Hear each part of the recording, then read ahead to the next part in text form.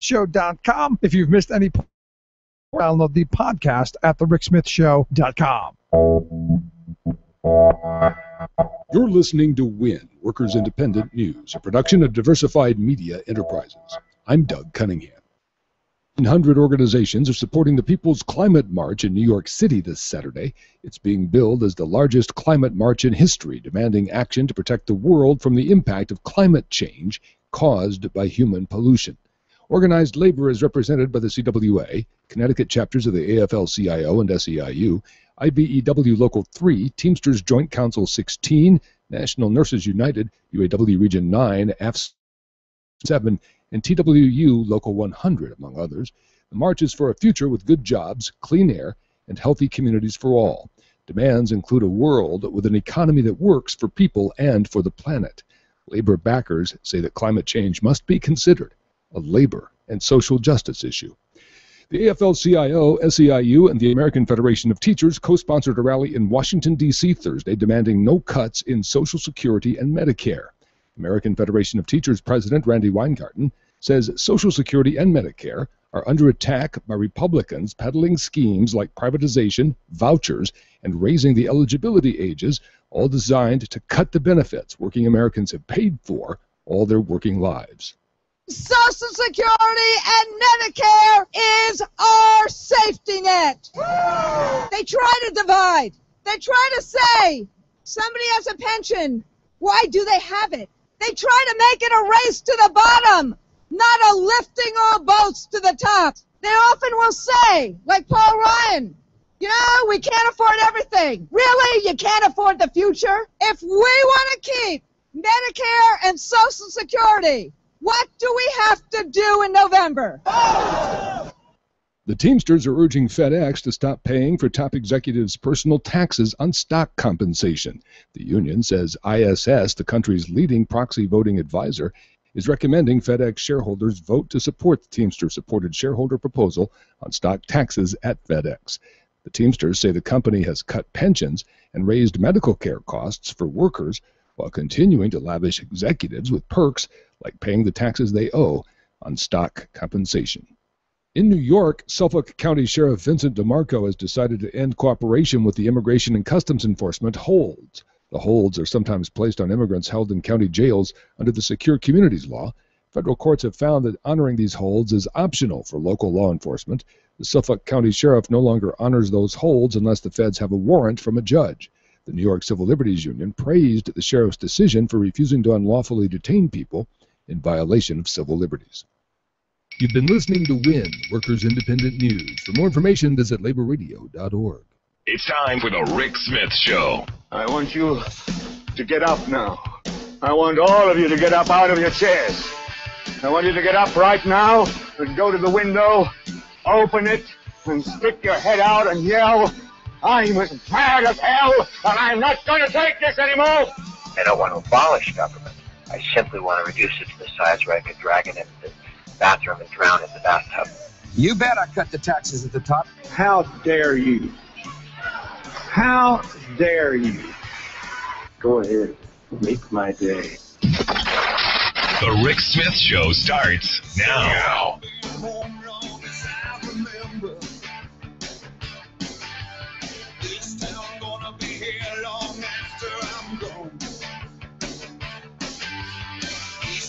West side people don't surrender. They've been down, but they still rock on. Oh, and this time is my time. Alright, love or hate, it don't matter. I'm gonna stand and fight. This time is my time. She got her ups and downs, but love or hate, it don't matter. 'Cause this is my town. And welcome, brothers, sisters, working class heroes. This is the Rick Smith Show. Thanks for being here today on the program. Lots of things to get to, lots to talk about. The charter school thing still front and center. We're going to talk with Micah Udrich, who's basically written the book on, well, saving this country and saving education, really.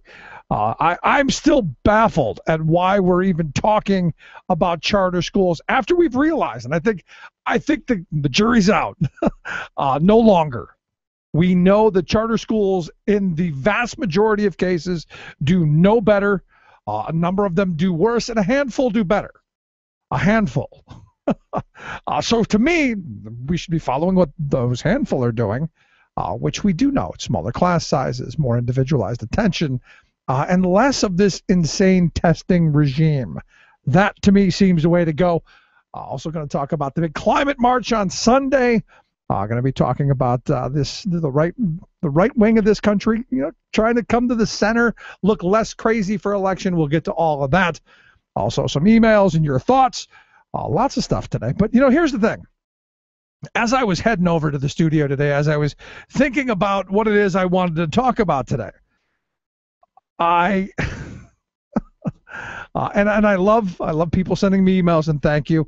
I was focused on the email that I got that said, "Hey, did you know John Boehner was going to be speaking to the American Enterprise Institute? And did you miss it?" And I did. I didn't know Boehner yesterday spoke to the American Enterprise Institute, the right-wing conservative think tank there in Washington, D.C. Didn't know.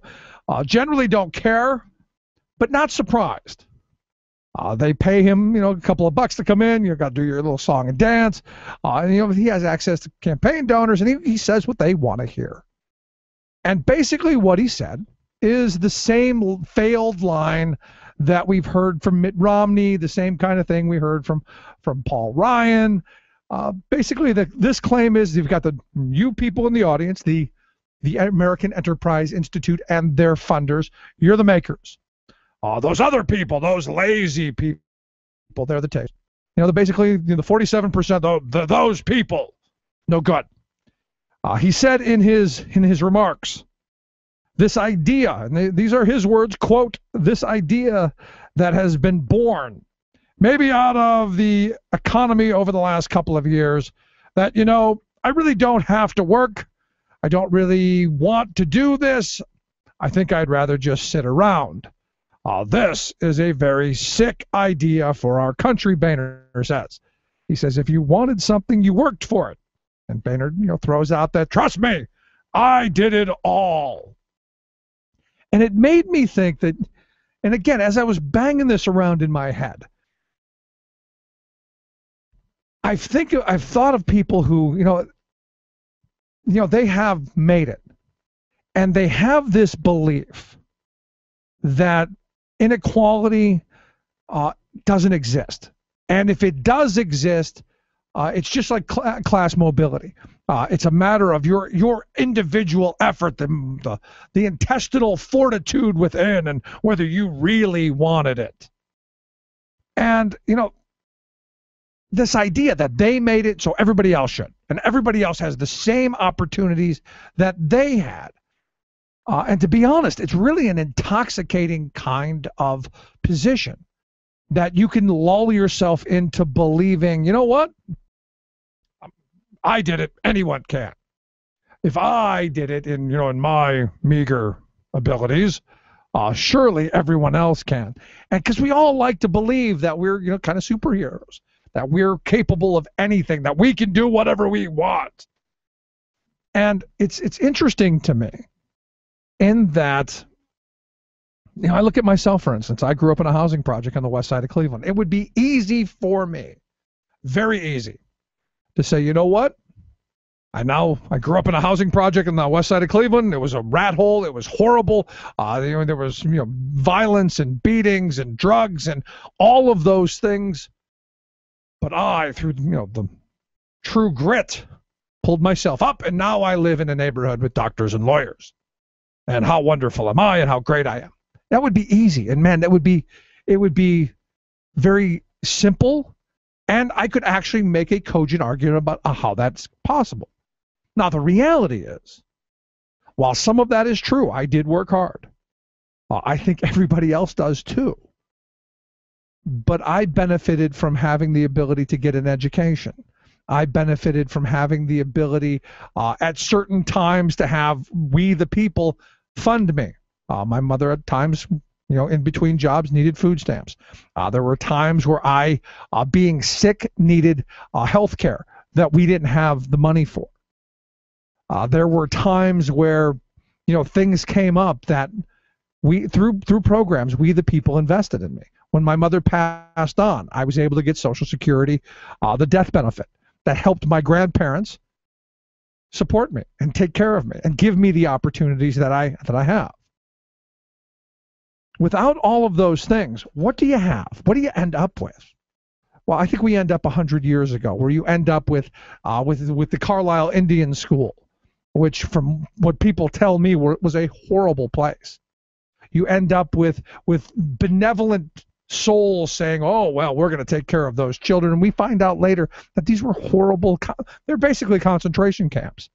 These were work camps. These were cheap labor camps where kids were put to work. So does it surprise me that John Boehner and the American Enterprise Institute folks, that they have this bizarre self-worth, this bizarre thought that somehow they're above and beyond all of that? Am I surprised by it? No. The reality is, folks, in this country, what we have a jobs crisis. Things are getting better, but they're not getting better for everybody. Things are still not right. And we've seen that, almost 2.5 to 3 people are looking for every available job. And the reality is, when you look at the research, when you look at what's out there, if you've been unemployed for 6 to 9 months, you might as well just scrap most of your experience, because it's gone. It's out the door.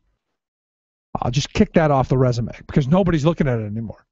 If you're unfortunate enough to find yourself in a situation where, you know what, sorry, you're out of luck. And I sit back and I think about the problems that we have, and it's a jobs problem.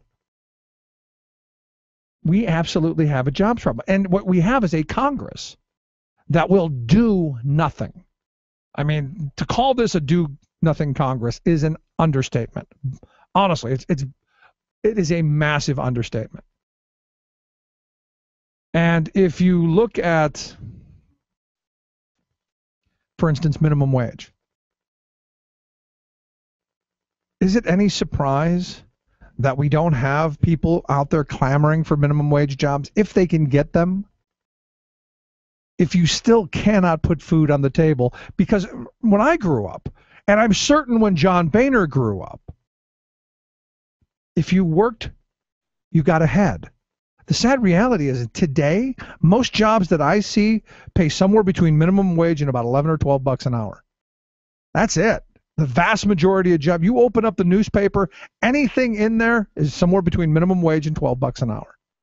I don't know how you support a family, let alone an individual on that.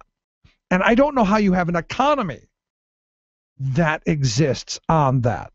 If you don't have people with disposable income, you don't have economic activity.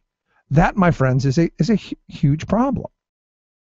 And for me, I look at this, and the reality is, it's not surprising to me that as a country we've kind of stepped back and go, that American dream thing, it ain't there for us.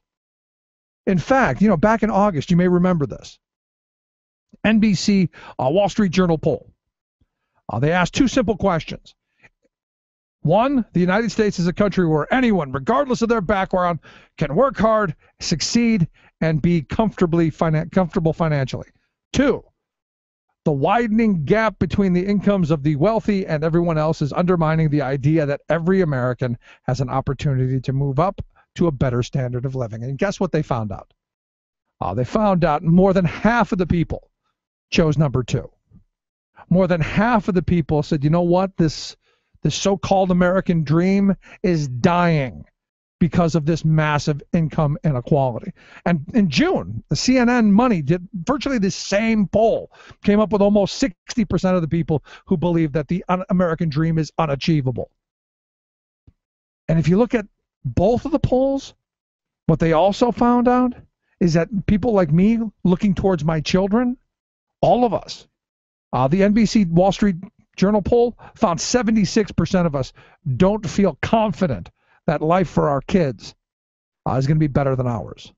The CNN Money poll put that at about 63%.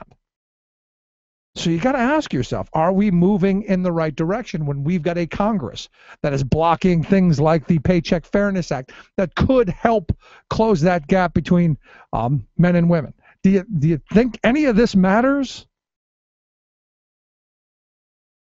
I do. Gonna take a quick break. Right back. Stick around. You're listening to The Rick Smith Show. We're working people. Come to talk.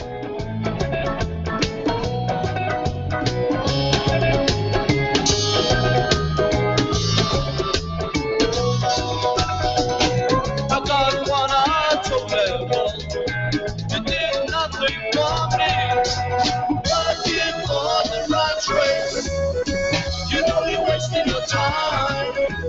Looking for the right trace. You know we're not mine. You plan your conversation to press the college bar. Just talking about your mother. This is Your World in 2. I'm your host, Luke Vargas, reporting for Talk Radio News Service at the United Nations. With Scottish voters at the polls and results not due until the wee hours of Friday morning, let's go on a quick tour of other global headlines leading the day. Ukrainian President Petro Poroshenko addressed the U.S. Congress today. The embattled leader grabbed headlines with the following statement. Please understand me correctly. Blankets, night vision goggles are also important, but one cannot win the war with the blankets. Even more, we cannot keep the peace with a blanket. Congress gobbled up Poroshenko's remarks, applauding about as often as they do during State of the Union speeches. But it's unclear if U.S. policy is about to change. During Poroshenko's remarks, President Obama signed off on $53 million in new security aid to Ukraine. But the kind of lethal aid the Ukrainian president requested was not included in that assistance package. A BBC film crew in Russia was attacked today while investigating the death of Russian soldiers in Ukraine. After their camera was smashed and stolen, archived footage was wiped from computers in the journalist's vehicle while the crew was being questioned by police. Russia has concluded that some of its soldiers did travel to fight in Ukraine, allegedly while on vacation, but reporters have been systematically thwarted when attempting to cover the funerals of those soldiers back in Russia. And here at UN headquarters in New York, the Security Council has met in emergency session over the Ebola crisis.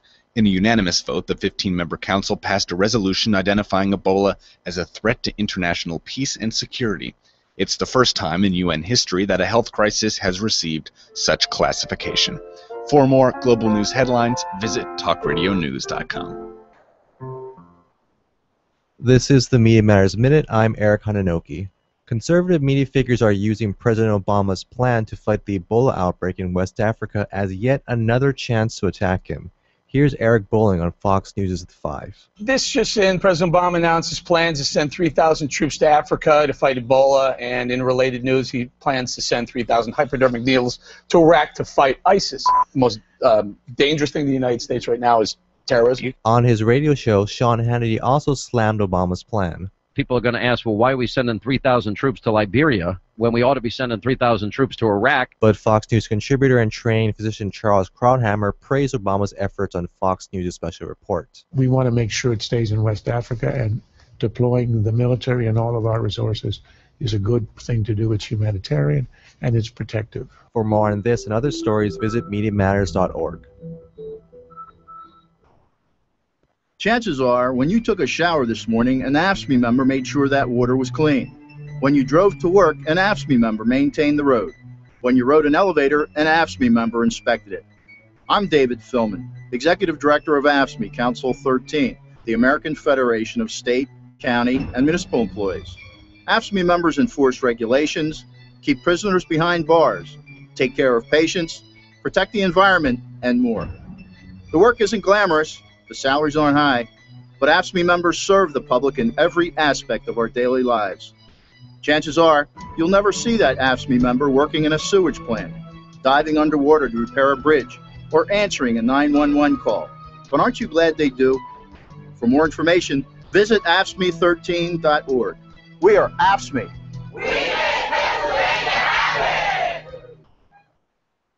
I think what we did was reform the student loan program. We're not cutting money out of it. In other words, people aren't going to be cut off the program. We're just making sure it works better. But I guess that's why they say every rose has its thorn.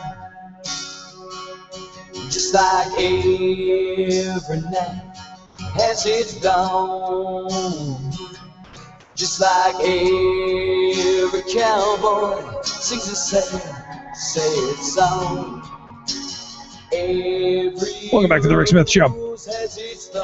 Check out the website, thericksmithshow.com. You know what's interesting? The same guy who wrote that pearl of wisdom is the same people writing the genius coming out of our governor's mouth here in Pennsylvania. A lot of Bush people surrounding Governor Corbett, as I'm told. And look, you know, when you go out and say, no, we didn't cut $1 billion from public education each of the last 3 years. No, you just don't understand.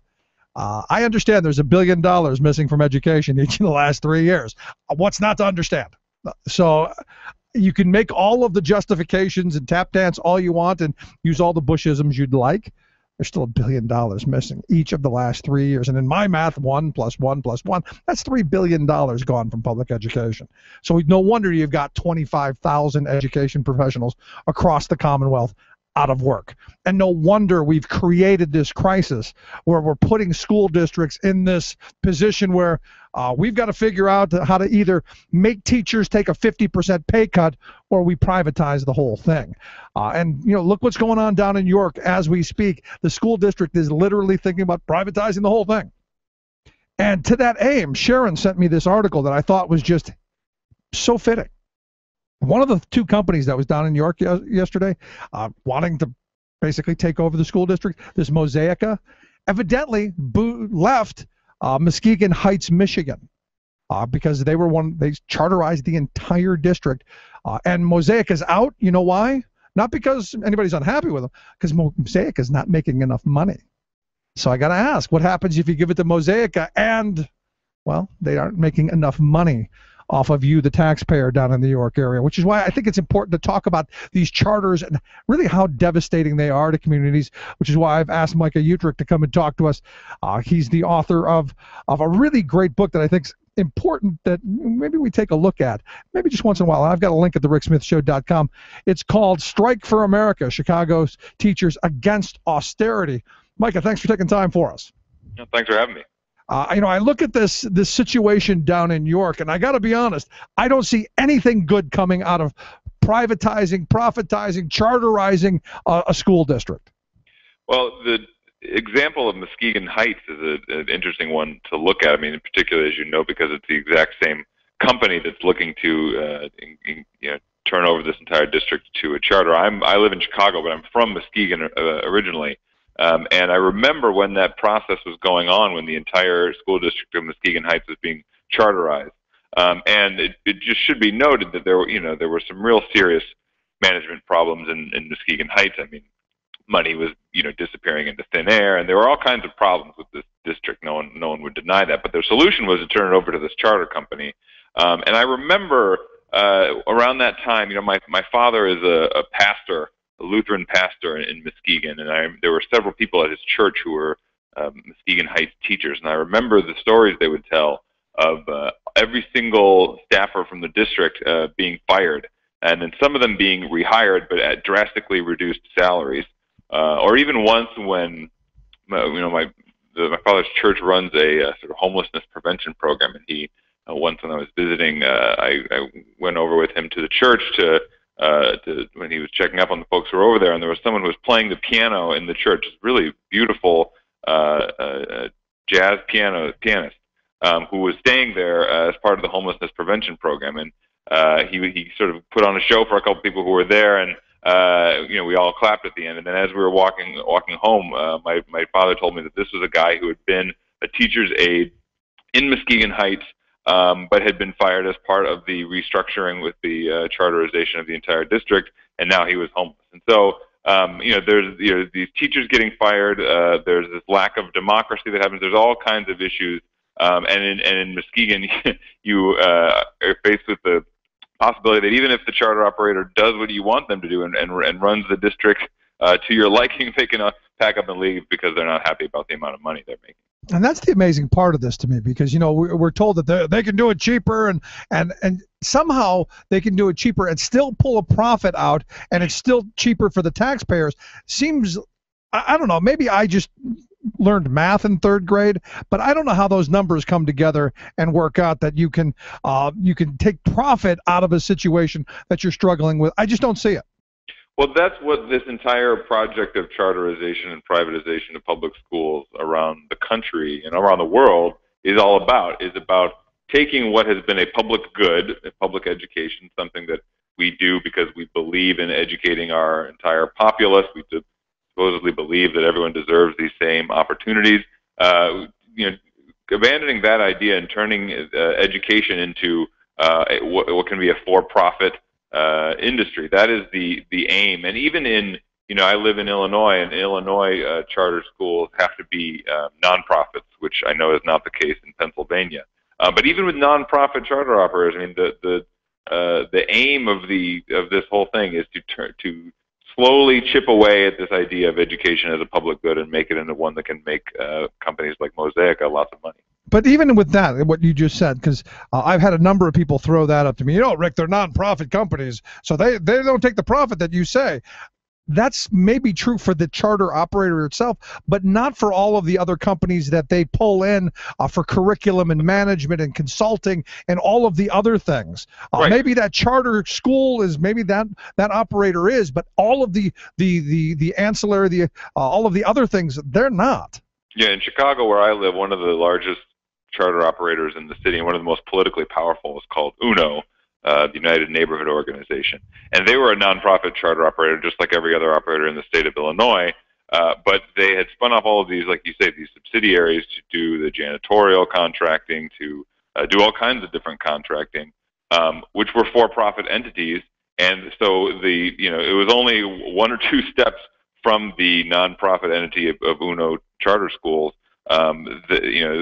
One step from the money starting in the hands of the state of Illinois, in the hands of the people, and going through this nonprofit operator, but ending up very quickly in the hands of people who for-profit businesses who were all they cared about was making money off of children's education. So I look at this story, what you're pointing out, and the story of Muskegon. What happens to those kids if they can't find another charter operator to go back and to actually fire and rehire people and do what happens to those kids? What happens to their one shot at an education?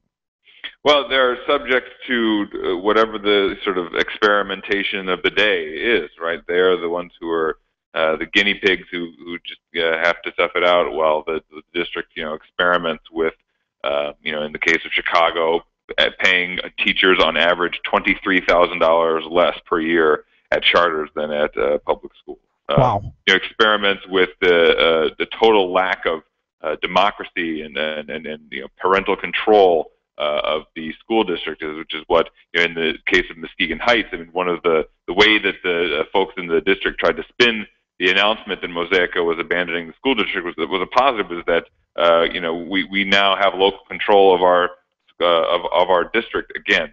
And so what that means is that for the years that Mosaica has been running that school district, parents didn't have any say or much of any formal say and formally democratic mechanism for controlling their district. And in Chicago, students, the laundry list of things that have happened to students who attend charters is incredible. I mean, students in Chicago are fined for minor infractions. Students who should be said, the majority of whom are poor students, are fined hundreds of dollars for not having their shirts tucked in, or for chewing gum in school, or they're expelled at incredible numbers in sort of in what's been called the sort of school to prison pipeline. I mean, it's gone on steroids in charter districts. And of course, all of these negative things are happening: lack of democracy, more punitive discipline for students getting expelled, all of that. But then all the research shows that even on standardized test scores, these students aren't performing any better than students who are in traditional public school districts. So you have to ask if the results, the things like test scores, those results aren't even any better than traditional neighborhood school district. What is this whole push to start charters all about? I would argue it's the profit, and I would argue that much like up in Scranton, Pennsylvania, you had the Cash for Kids scandal going on, where these judges were in cahoots with the private prison owners to throw these kids in jail because, hey, there was profit to be made.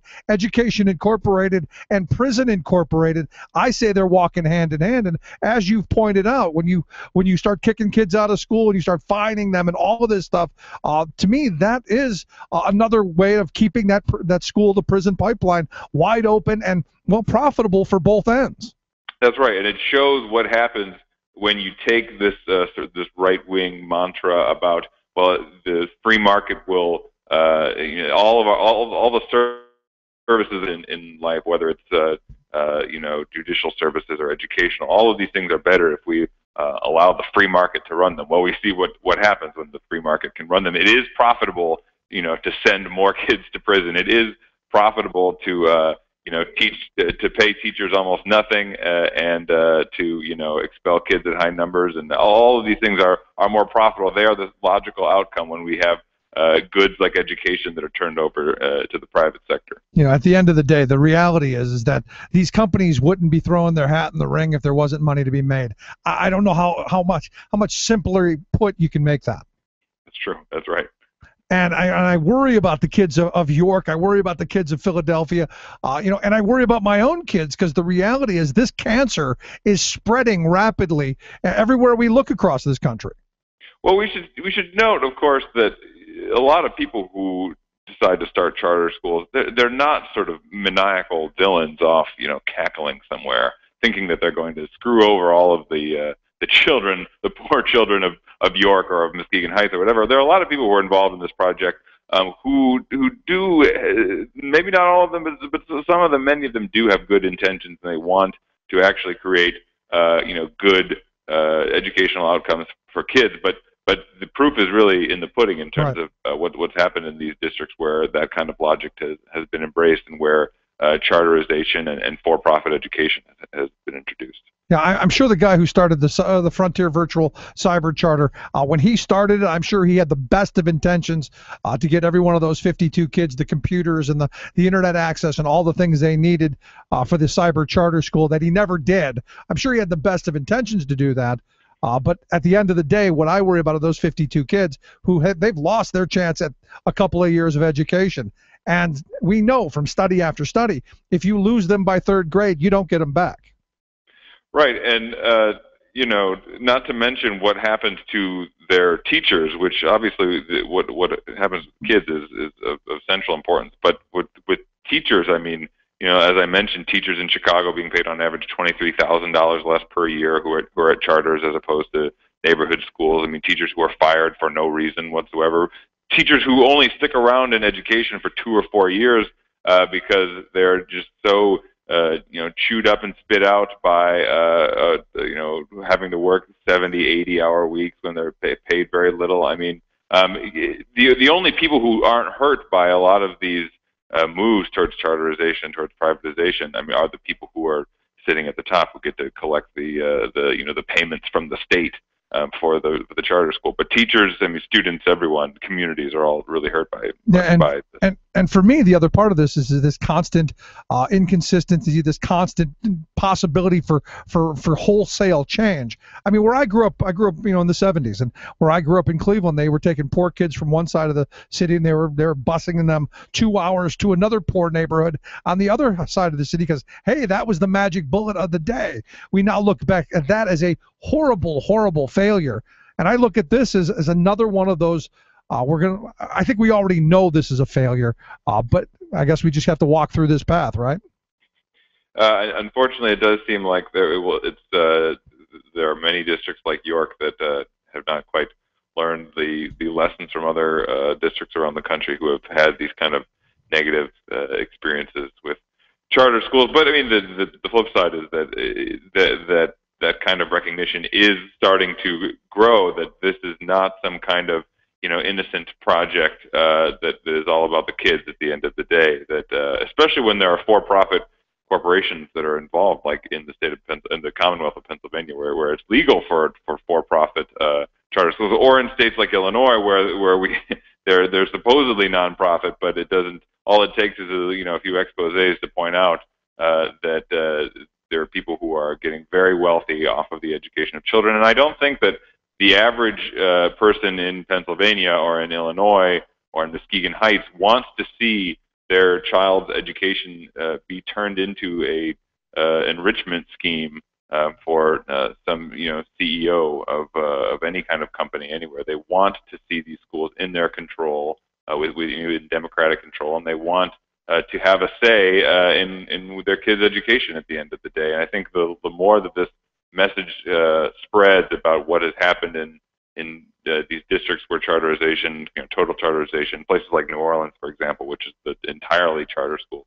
I mean, where this happens, it doesn't look good. And I think people want the money that they think they're paying for education, the tax dollars that they're putting into education. I think they want that spent on, education.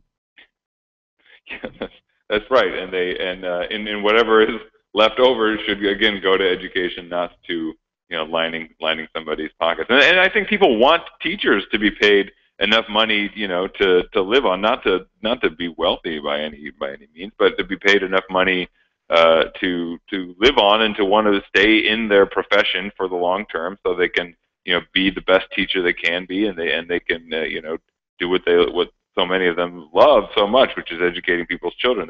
And I think average people understand that, but when charter schools come into districts, that's not what can happen. Oh, Micah, so naive. We want teachers desperate enough so that they're hungry and they get in there and they teach hard because there's competition to be had here. Yeah, and they disappear after a year or two, and your kid gets a sort of a fresh out of college teacher every single year who has no experience, and before they leave, go somewhere else because they can't hang anywhere. That sounds like a great vision for the education of our children. Yeah, sad stuff. Again, the book is Strike for America, Chicago Teachers Against Austerity, written by Micah Utrick. He's also the web editor over at In These Times. Micah, it's great talking with you. I appreciate you taking time for us, and thanks for sharing some of your experiences. Always great to be on. Let's take a quick break. Right back. Stick around. You're listening to The Rick Smith Show, where working people come to talk.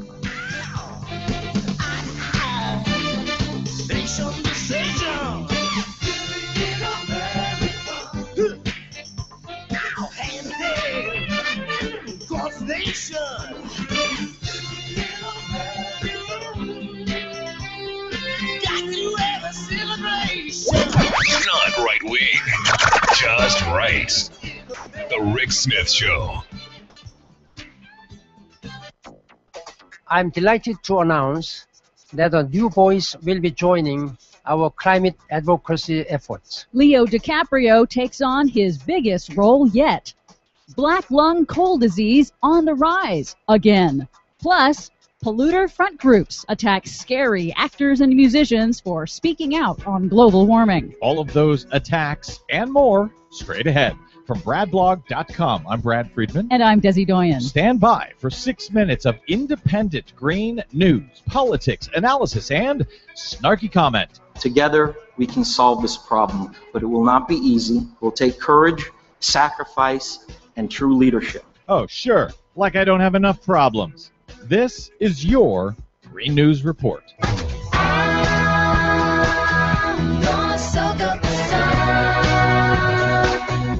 Okay, Desi Doyen, a few months back, I asked the question whether Maine's Governor Paul LePage was the dumbest governor in the nation or the dumbest governor in history, after he said that a windmill that had been built by a college and had been powering half the school was actually run by a secret little tiny motor. Well, now we've got Bobby, Republican governor from Louisiana, giving Paul LePage a run for his money. Jindal, who pretends to be running for president in 2016, recently announced an energy plan for the country, and in the bargain called the Obama administration science deniers.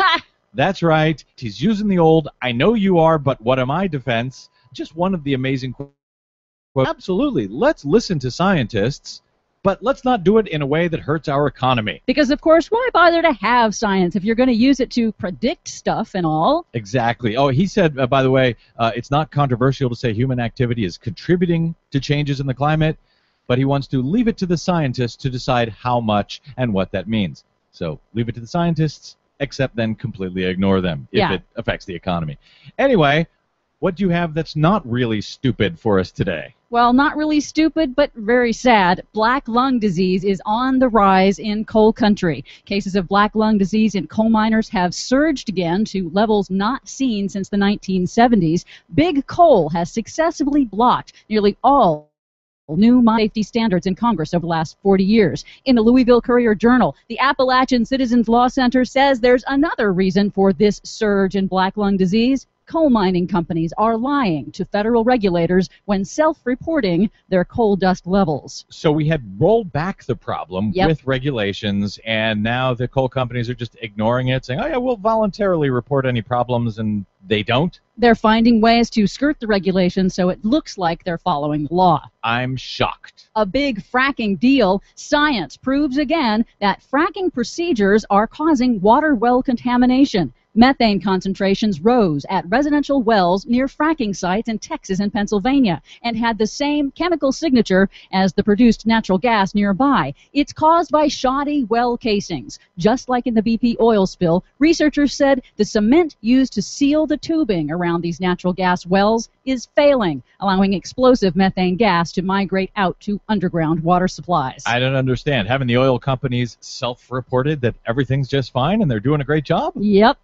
Leonardo DiCaprio is taking on his most important role yet with the United Nations. UN Secretary General Ban Ki-moon has appointed the Oscar-winning actor to a new position. Today, I'm appointing him as our newest United Nations Messenger of Peace, with a special focus on climate change issues. DiCaprio will address world leaders at a special high-level climate summit at the UN headquarters on September 23rd. That's 2 days after the massive People's Climate March in New York City, the largest demonstration for action on climate change to date.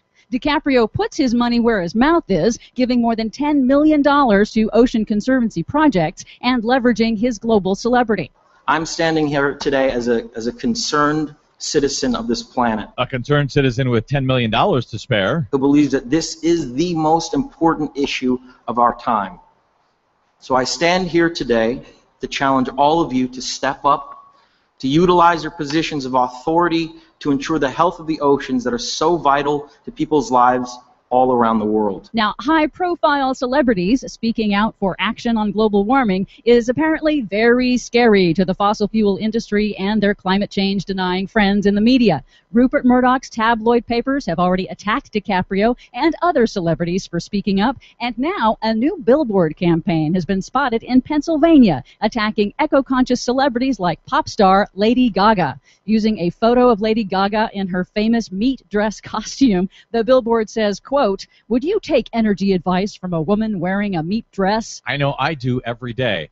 That that billboard in Pennsylvania is totally going to change this entire fight. For much more on that and all of the other stories we couldn't get to today, please check out our website at greennews.bradblog.com. While you're there, please consider a donation to help the Green News Report stay on your public airwaves until Mr. King of the World gives us $5 or $10 on his own. $10 million? Really? Yeah. From bradblog.com, I'm Brad Friedman. And I'm Desi Doyen. And this has been your Green News Report.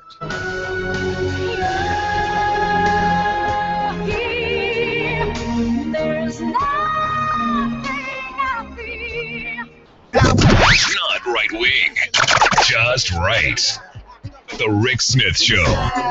Everybody, let's get into it. Get stoked, get it started, get it started, get it started. Let's get it started. Let's get it started in here. Welcome back to the Rick Smith Show. So during the break, Ann sent me an email pointing out that the Agora Cyber Charter Schools, they are the second largest virtual school in the state of Pennsylvania. Evidently, according to Ann, they're kind of breaking up. The breakup is hard to do. They're going to splinter off, and they're going to compete with K-12.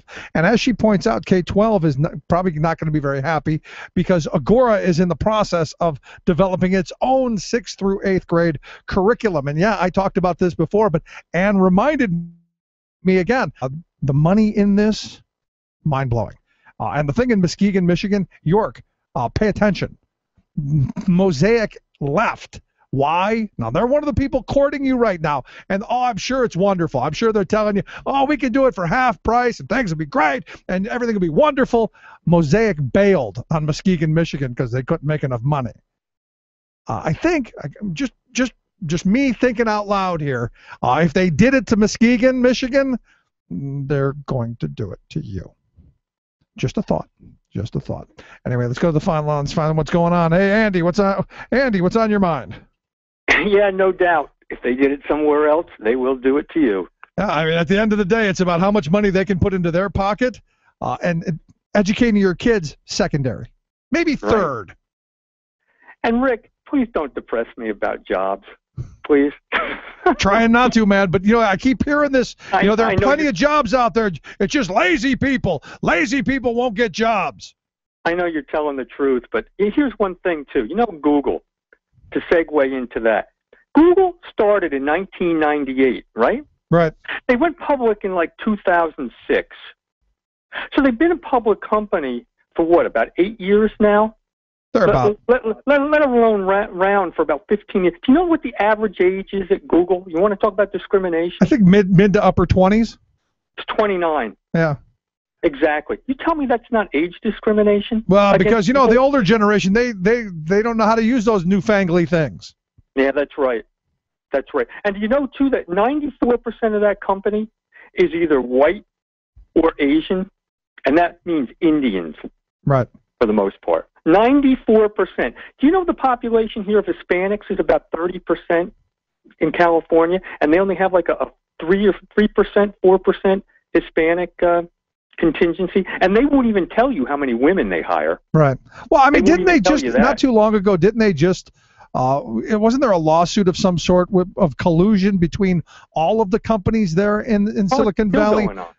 That they wouldn't even let each other compete with each other. They wouldn't let employees go from one company to another.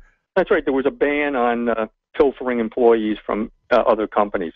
They weren't allowed to go look at. You couldn't talk to anybody that was already working for one of the other companies in the clique. And that was about, what, half a dozen? Yeah. Different Silicon Valley. Google was one. No, I don't think Facebook was in there, but Intel was definitely in that mix. Intuit was in that mix. Adobe was in that mix. There were a couple others. What happened to the free market? Not when it comes to the CEOs and they make the agreements. No, not for workers. There's no free market. For the CEOs, there is, though. That's where the free market works, up at the top. Yeah, free money from us. Right. But and I heard a woman on your show call Google a progressive company. Please. The model on that company is based on spying on you. It's based on collecting your data and selling it. Yeah. And a lot of that data is sold to the NSA and the government. So please, and a member of ALEC? Oh, come on. The word progressive is so far beyond the truth when it comes to a company like Google. It is preposterous. Well, what do you say to the people who argue that you go back to Teddy Roosevelt, who was viewed as a progressive, obviously, that was just the corporate version of liberal? That Teddy Roosevelt was the corporate version. Yeah, I mean that the whole progressive thing are people who want to convince the liberals from a corporate standpoint that they're with them. But it's still about taking the harsh edges off of capitalism. Teddy Roosevelt definitely took the hard edges off of capitalism. They wanted to friggin' take him to the woodshed big time because he passed what's called the Tillman Act. Right. At the time, which didn't get knocked out until Citizens United, and it was originally stronger in 1907 when it passed. It completely stopped corporations from corrupting the political system. That was done by Teddy Roosevelt. So progressive being pushing corporations toward liberalism, no, I don't think. Progressive is moving forward. And for his time, they said one thing about Teddy Roosevelt was he was definitely from the aristocracy, no question about that. Right. But they said he could talk to anybody, no matter what class they were in. He could tell because he was a frontiersman too, and he had a pretty hard life because he lost his mother and his wife the same night. They died of the same plague, I think, that went through. Did you get so to in see that the? case, he was. Did you get to see the Ken? Have you seen the Ken Burns documentary yet? No, but I had wrote because I always thought Teddy Roosevelt was an interesting individual. But the guy was a frontiersman. I mean, for a guy that, like I said, was an aristocrat, he put himself into some hard Scrabble places, especially in the New West, and in North Dakota and so forth. They said he even rounded up some rustlers himself one time. Yeah, I mean, I keep asking where's that generation? Where's the next Teddy Roosevelt? Where's the next trust buster? Where's the one who's going to take on the wealth class? Right. Certainly he was friends with J.P. Morgan and the people in the wealth class because that's where he was from, same as Theodore Roosevelt. But again, you could say, like same as Franklin. They say about Kennedy, he knew where the skeletons were. You know, he knew what the run of the land. He knew what they were doing to the working class people. And Teddy Roosevelt could talk to the working class man, and in a way, at least could empathize somewhat. Anyway, to try to answer your question, no, I don't. No, I've heard that thrown around a couple of times because a lot of people go, well, what's the difference between a liberal and a progressive? And they've thrown out that as an idea. It's the softer version of liberalism, and I'm just curious what your thought was. And remember, too, the corporatists threw him out of the Republican Party. Yeah. They said enough with him. The only way he could get back to try to get reelected, he had to do the Bull Moose Party. I mean, they threw him out. The corporatists didn't want anything to do with it. The Hannas of the day, which were the Karl Roves. Oh, one other thing, with that lunch card thing, I agree with you totally. That is so wrong with having those debit cards. I mean, that is awful. That's for the benefit of the caterer for the company, not absolutely. of the benefit of the students or the parents. That's to rip you off. That's to make the life easier, because then they don't have to deal with money. They don't have to deal with that Brinks truck. They don't have to deal with the accounting of the money. It's all done electronically for their benefit, not for you. No, absolutely. And my wife and I were talking about this last night because we did a school night at the local school to go and it makes life harder for you. Absolutely. Easier. But here's the other part of this, and this is the part that no one really talks about. What the schools are training the parents to be are helicopter parents. The school is literally training me to watch everything my child does, every homework assignment, every test, every class they attend, everything they eat, because it's all electronic. Everything's got a website and a password and all of that. So I can literally see everything my kid does every second of every day. And I got to be honest with you, Andy, I don't want to do that. 1984 or what? Yeah, this is 1984, man. Yeah, I don't want to do it. I want to George Orwell time. I want my kid to be able to make little mistakes. I want my kid to be able. Responsibility. Absolutely. That's how you learn. That's how you learn. And what they're doing is they're screwing the whole thing up. And this isn't the teachers. This is the people at the top who are making these horrible decisions, and the people who've created these crises. Look, the reason they privatized the lunch lady is because Corbett created a crisis in this state that made privatization look somewhat attractive on the short term. And we know long term, screw job. Short term, well, it was the anchor lifeline that I may not drown today. Right. It's to get rid of the workers, too, because they cost too much. Yeah. So that's how you lower the cost. Just nuts. You can do it electronically and knock off a worker or two, if not more. But it is harder for each individual parent to have to negotiate this system. It's wrong. Yeah, and for me, somebody's probably getting kickbacks here and there, too, from these companies that are doing, the caterers that are doing this. I'm sure they probably are, but at the end of it, campaign contributions or something. But for me, as a parent, I look at my kid and I'm going, this really first very basic opportunity to learn a little bit about math and a little bit about handling money. Exactly. I think is kind of important. Right. It's legal tender for a reason.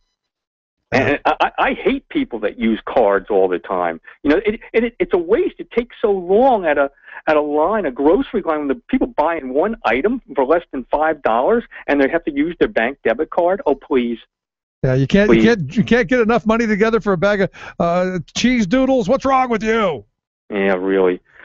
When you have time, I know you talked about these ESCOs, these electricity supply companies. Yeah, in fact, we just talked to a woman we're going to talk to a woman again on Monday, consumer advocate for the state of Pennsylvania, Mary Bach, about they're going to have next Tuesday, they're going to have a get-together to talk about seniors and consumers in the state of Pennsylvania getting ripped off. And one of the things I did bring up, Andy, is back in January, February, I had a number of people call me and say, my mother, my grandmother, my parents, whatever, they're getting ripped off because they got put in. Me included. My mother got ripped off. She didn't even know it for 2 years that they had switched her to an ESCO. She had no idea. And what is an ESCO for the people who don't know? Electronic Supply Company. And my mother's company was in New York State. And she's in New Jersey. And she had no clue it had even happened. And I saw the bills, and I just go, Ma, how can your bills be so high? What's going on? Because she couldn't make ends meet. I'm going, what's going on? And I called up that company. I worked with them for 3 months. I finally got a couple $100 back from them that we calculated.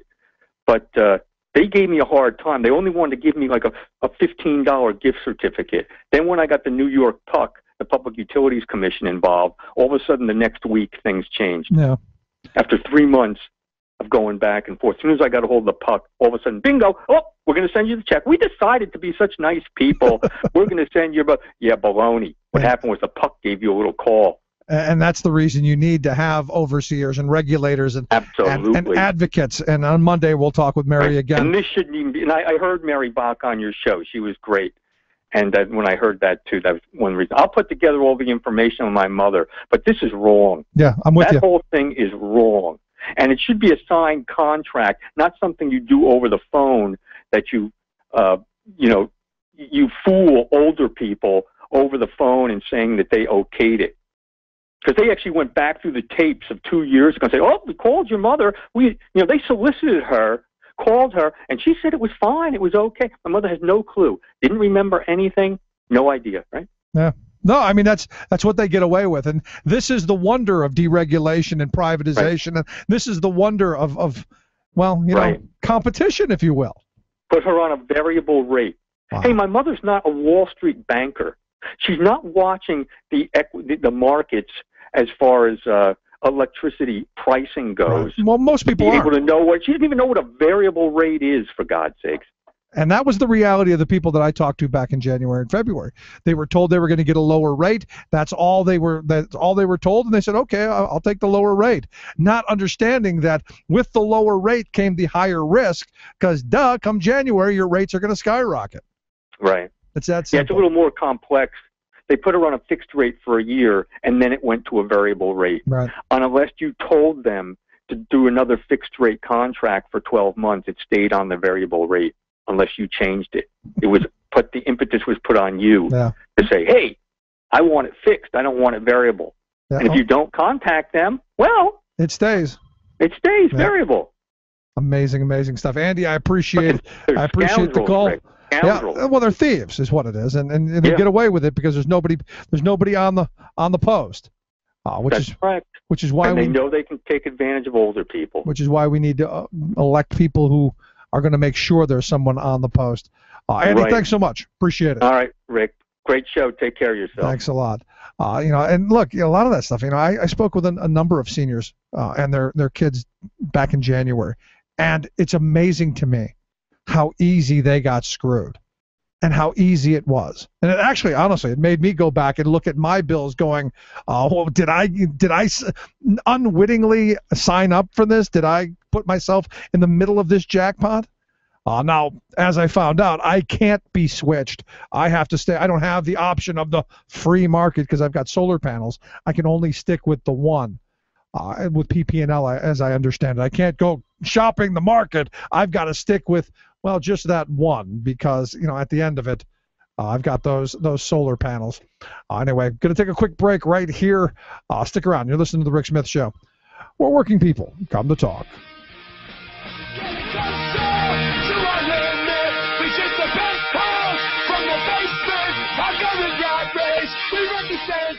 This is the fate and American dream. I got the time now to glorify now. Before I take a job, come on the top floor. I'm still searching for my dignity. This is the fate and American dream.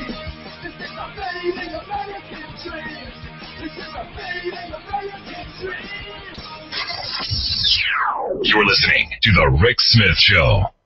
You're listening to The Rick Smith Show. For more information, go to thericksmithshow.com. If you've missed any portion of the program, you can download the podcast at thericksmithshow.com. You're listening to WIN, Workers Independent News, a production of Diversified Media Enterprises. I'm Doug Cunningham. 1,400 organizations are supporting the People's Climate March in New York City this Saturday. It's being billed as the largest climate march in history, demanding action to protect the world from the impact of climate change caused by human pollution. Organized labor is represented by the CWA, Connecticut chapters of the AFL-CIO and SEIU, IBEW Local 3, Teamsters Joint Council 16, National Nurses United, UAW Region 9, AFSCME's DC 37, and TWU Local 100, among others. The march is for a future with good jobs, clean air, and healthy communities for all. Demands include a world with an economy that works for people and for the planet. Labor backers say that climate change must be considered a labor and social justice issue. The AFL-CIO, SEIU, and the American Federation of Teachers co-sponsored a rally in Washington, D.C. Thursday demanding no cuts in Social Security and Medicare. American Federation of Teachers President Randy Weingarten says Social Security and Medicare are under attack by Republicans peddling schemes like privatization, vouchers, and raising the eligibility ages, all designed to cut the benefits working Americans have paid for all their working lives. Social Security and Medicare is our safety net. They try to divide. They try to say somebody has a pension. Why do they have it? They try to make it a race to the bottom, not a lifting all boats to the top. They often will say, like Paul Ryan, you know, we can't afford everything. Really? You can't afford the future? If we want to keep Medicare and Social Security, what do we have to do in November? The Teamsters are urging FedEx to stop paying for top executives' personal taxes on stock compensation. The union says ISS, the country's leading proxy voting advisor, is recommending FedEx shareholders vote to support the Teamster-supported shareholder proposal on stock taxes at FedEx. The Teamsters say the company has cut pensions and raised medical care costs for workers while continuing to lavish executives with perks like paying the taxes they owe on stock compensation. In New York, Suffolk County Sheriff Vincent DeMarco has decided to end cooperation with the Immigration and Customs Enforcement holds. The holds are sometimes placed on immigrants held in county jails under the Secure Communities Law. Federal courts have found that honoring these holds is optional for local law enforcement. The Suffolk County Sheriff no longer honors those holds unless the feds have a warrant from a judge. The New York Civil Liberties Union praised the sheriff's decision for refusing to unlawfully detain people in violation of civil liberties. You've been listening to WIN, Workers Independent News. For more information, visit laborradio.org. So this is not some isolated incident where one governor is just off in his own program. This is part of a national strategy, and they figured they could do it in Wisconsin, they can do it in Pennsylvania, New Jersey, Michigan, Ohio, and elsewhere. Well, people gonna give you hell, take it back in 2012. Hang on, Wisconsin, hang on, oh, hang on, Wisconsin. Welcome back to the Rick Smith Show. Check out the website, thericksmithshow.com. Robert Craig there back. You know, we had Robert back in 2011 when the uprising in Wisconsin was going on, and we were literally sleeping on the Capitol floor there in Madison as the Republicans and Governor Scott Walker were pulling their shenanigans. And I remember saying at the time, look, folks, we're in Madison, Wisconsin for one reason. This is not just isolated. This is a national strategy. This war on workers, this attack on working people is a national strategy. It's just starting here. It's going to go all across the country because there are these folks who somehow have gotten themselves elected by conning us into believing they're the job creators and they care. Somehow we've put these people in the positions of power, and there has been an all-out frontal assault on workers. And every day it gets much worse, and their arrogance becomes more apparent. And I look at what's going on in Michigan, where one of Governor Snyder's top aides to the woman who's the head of the Michigan AFL-CIO threw out the "you people." And you got to love that kind of condescension. Well, here to talk a little bit about it is Hugh Madden. He's the head guy, the communications director over at Progress Michigan. If you want more information, progressmichigan.org. Hugh, thanks for taking time for us. Hey, thanks for having me on, Rick. It's good to be on. So the you people comment, huh? Yeah, you people. So what we've got here in Michigan is really almost an out-of-control staffer who is the right-hand man for Governor Rick Snyder. So to give you a little bit of background on where the comment came from, it recently came to light that Rich Baird, who he has an odd title. He's the transformation manager for the state of Michigan, whatever that means. He's the right-hand man, works directly for Governor Snyder. It was found out that he was registered to vote in Michigan as well as the state of Illinois, and also was taking a tax exemption, a property tax exemption in both states. When you're only allowed to get one exemption, and so that came to light, and he was called out by numerous people, including Carla Swift. But he decided that he was only going to call out a few people. One, which was Carla, and he left her a voicemail, and the other was the Democratic leader in the state Senate, Gretchen Whitmer. Some people have pointed out it's interesting that he only... Two women. Two women, yeah. He only decided to call out the women instead of everyone else who called him out on them. But the comment that he left on Carla's voicemail was I'm getting sick and tired of you people, whoever he's referring to. I don't know if he's referring to people that are calling him out for not paying his fair share of taxes, or union people, or women. But that's where the or all of the above people comment comes from. Yeah, or all of the above. Anyone who's not like him, wealthy and well connected.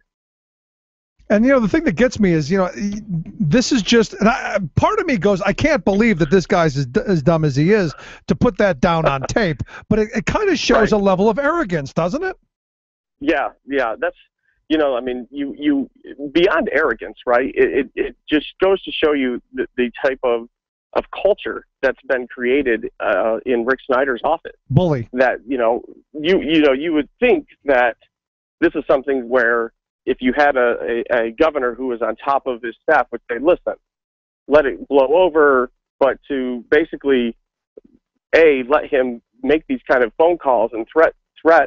And then beyond that, the governor's been silent. He hasn't come out and said anything about this. And, Rich Baird, continues to work for him. And so it's arrogance, and it's also a culture that's surrounding Governor Snyder here in Michigan. Well, wouldn't the other question, if you're a governor that's on top of things, is to make sure that this guy didn't do what he's accused of doing, that he didn't have his hand in both tills and isn't taking money from both? Wouldn't that be the first place you would go? Just my first thought. Well, Rick Snyder has commercials that are airing all across Michigan, and they start with him looking right at the camera and saying, "I'm an accountant," and so therefore here's a guy who knows how to look at the books and balance the budget. Yet he can't even get out of his own executive office before he's got a guy who's taking a tax exemption he shouldn't take. So I think again it just goes to show you they are really just focused on their own agenda, and they really don't think that the rules apply to them. Yeah, and that's just not your governor. That's a lot of them here across the country. I mean, I look at the whole 2010 crop, and you got to wonder if they're reelected, what kind of grief are we in for the next 4 years? Right. Yeah. Well, here in Michigan, we've been through a lot of grief in the last 4 years, and again, there isn't a lot coming out in terms of what the next 4 years would look like.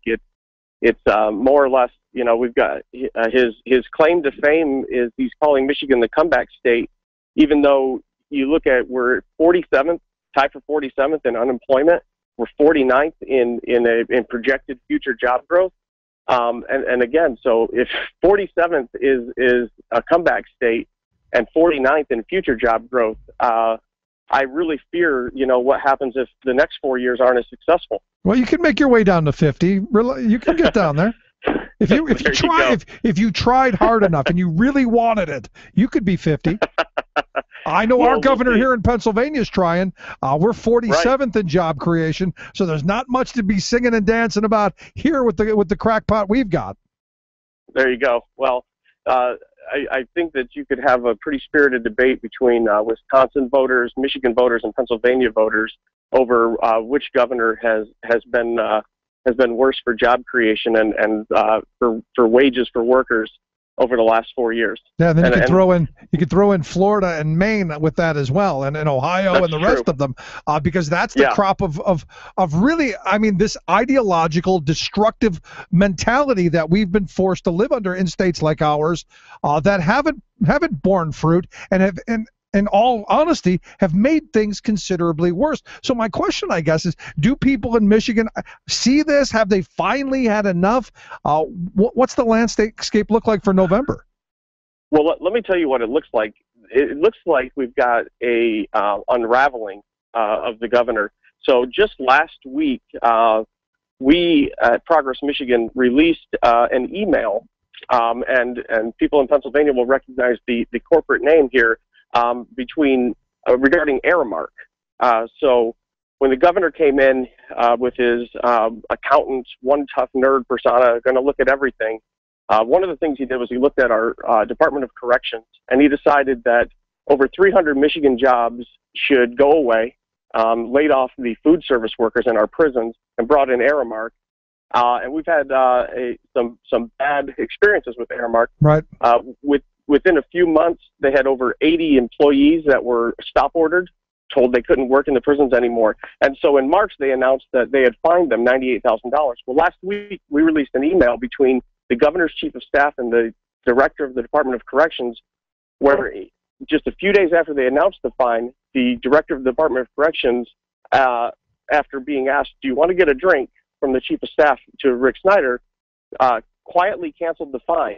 They didn't inform the media, even though they had told the media that the fine was levied. They didn't inform the legislature, and so that's what's happening. And people are finding out that scandal after scandal has taken place here in Governor Snyder's administration, and voters are starting to take notice here as they're starting to really pay attention.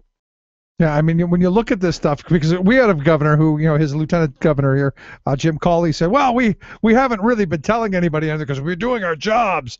And I go, well, what positive thing could you possibly have told us about the last 4 years that would make people want to vote for you? And honestly, you look across the spectrum.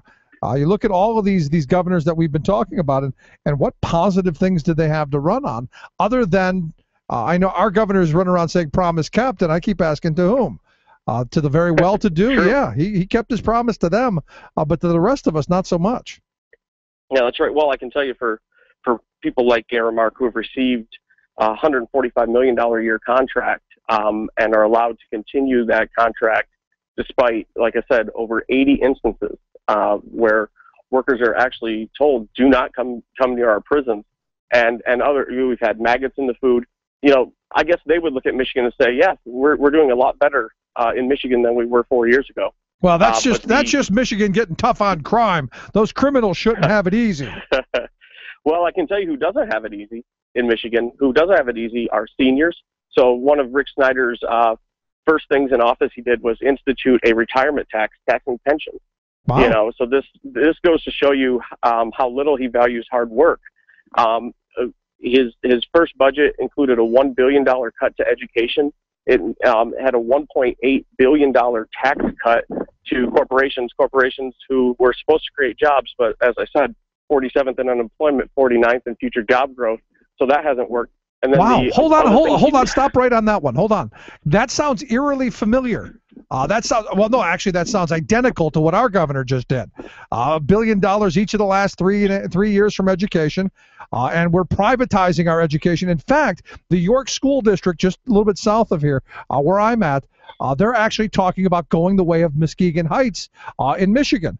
Going to privatize the entire district to maybe the company Mosaica, who left Muskegon Heights high and dry because they weren't making enough money. Seems eerily familiar. Yeah, well, and it goes back to this idea of you look at ALEC legislation and where you've got this it's so-called model legislation, and governors are taking it state by state and saying, I've got the solutions. And we know that most of this legislation, most of this stuff is thought up of in, at these so-called think tanks and then passed on and then sold to voters as, in our state case, as under the banner of one tough nerd. But again, you look at a senior who works their entire life for a pension, and who's paying for these tax cuts are seniors here in the state of Michigan. And, these are people who were told for years and years and years, generations, we don't tax pensions in the state of Michigan. And, the oddest thing about it is, of course, our accountant governor is trying to convince people that, A, he hasn't cut education funding, which polls show no one believes, and the numbers show there was a $1 billion cut when he took office. And then the other thing he says is it was just an exemption for seniors.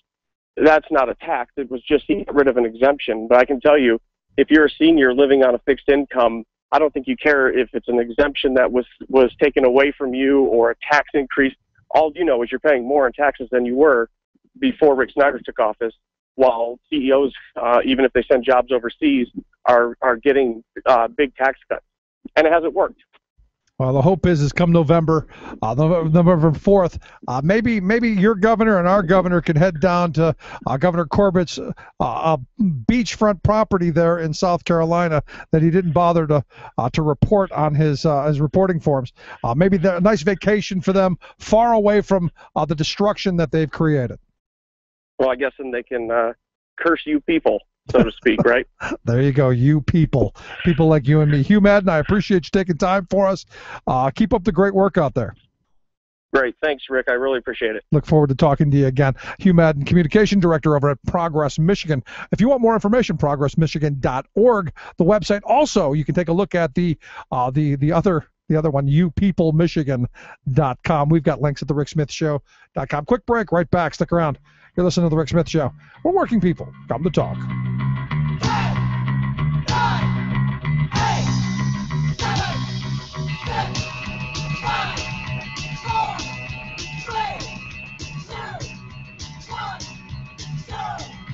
The Rick Smith Show.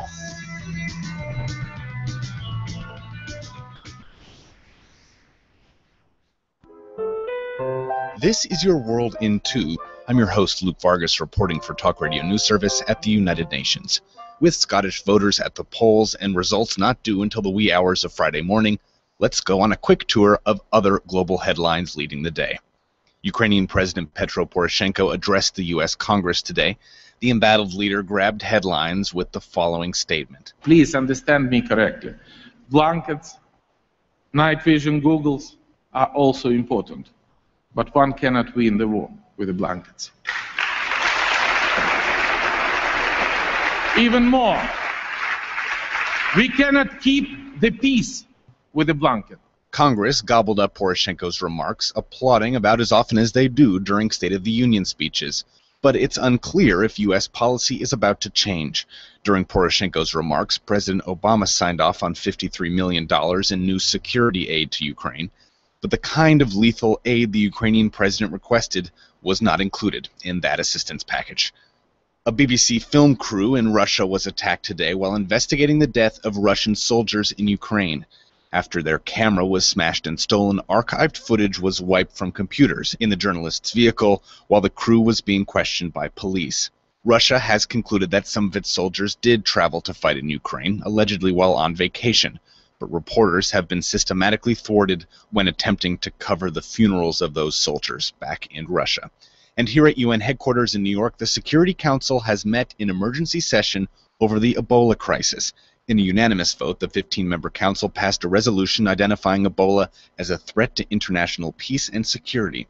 It's the first time in UN history that a health crisis has received such classification. For more global news headlines, visit talkradionews.com. Tales of American Political History with Clinton Porter Hackney. We're covering the story of Candy Lightner, whose daughter was killed by a hit-and-run drunk driver in May of 1980. The day after her daughter Carrie's funeral, she learned about the driver's drunken condition and his previous drunk driving convictions. It was at a restaurant with friends that day that her rage and anger propelled her to announce that she would start an organization to change drunken driving laws. And it was one of those friends with her who suggested calling it MAD, for Mothers Against Drunk Driving. The next day, Leitner filed papers establishing a 501c3 organization called MAD.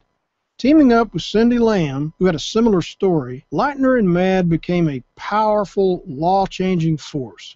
MAD's greatest success came soon, establishing a national minimum drinking age in 1984 and strengthening state drunk driving laws all across the nation. This is Clinton Porter Hackney at cphackney.com. Chances are, when you took a shower this morning, an AFSCME member made sure that water was clean.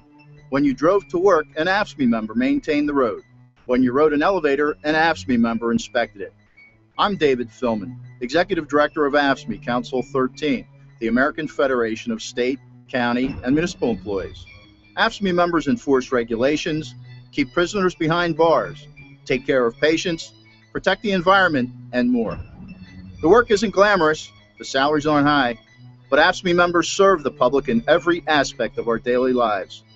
Chances are, you'll never see that AFSCME member working in a sewage plant, diving underwater to repair a bridge, or answering a 911 call.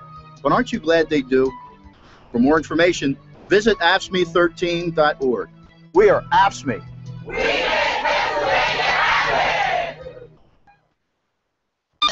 Uncovering the con in conservatism. Rick Smith. In Wisconsin, they're standing in the snow, wondering where the work is gonna go. In Wisconsin, in the middle of the night, Governor Walker legislated away their rights. In Wisconsin, Welcome back to the Rick Smith Show.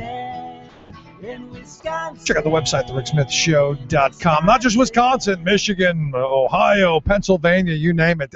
They ran on this idea that, well, we're going to create jobs and we're going to take money from education. This is what they did. I mean, what is. We're going to take money from education. We're going to take that money and we're going to take it away from teachers and classrooms and schools, and we're going to create a crisis in that education system, to where either local taxpayers are going to have to pick up the money, or we have to privatize, or we put these school districts into such financial strait that we then privatize them. And time again, you see this model being replicated.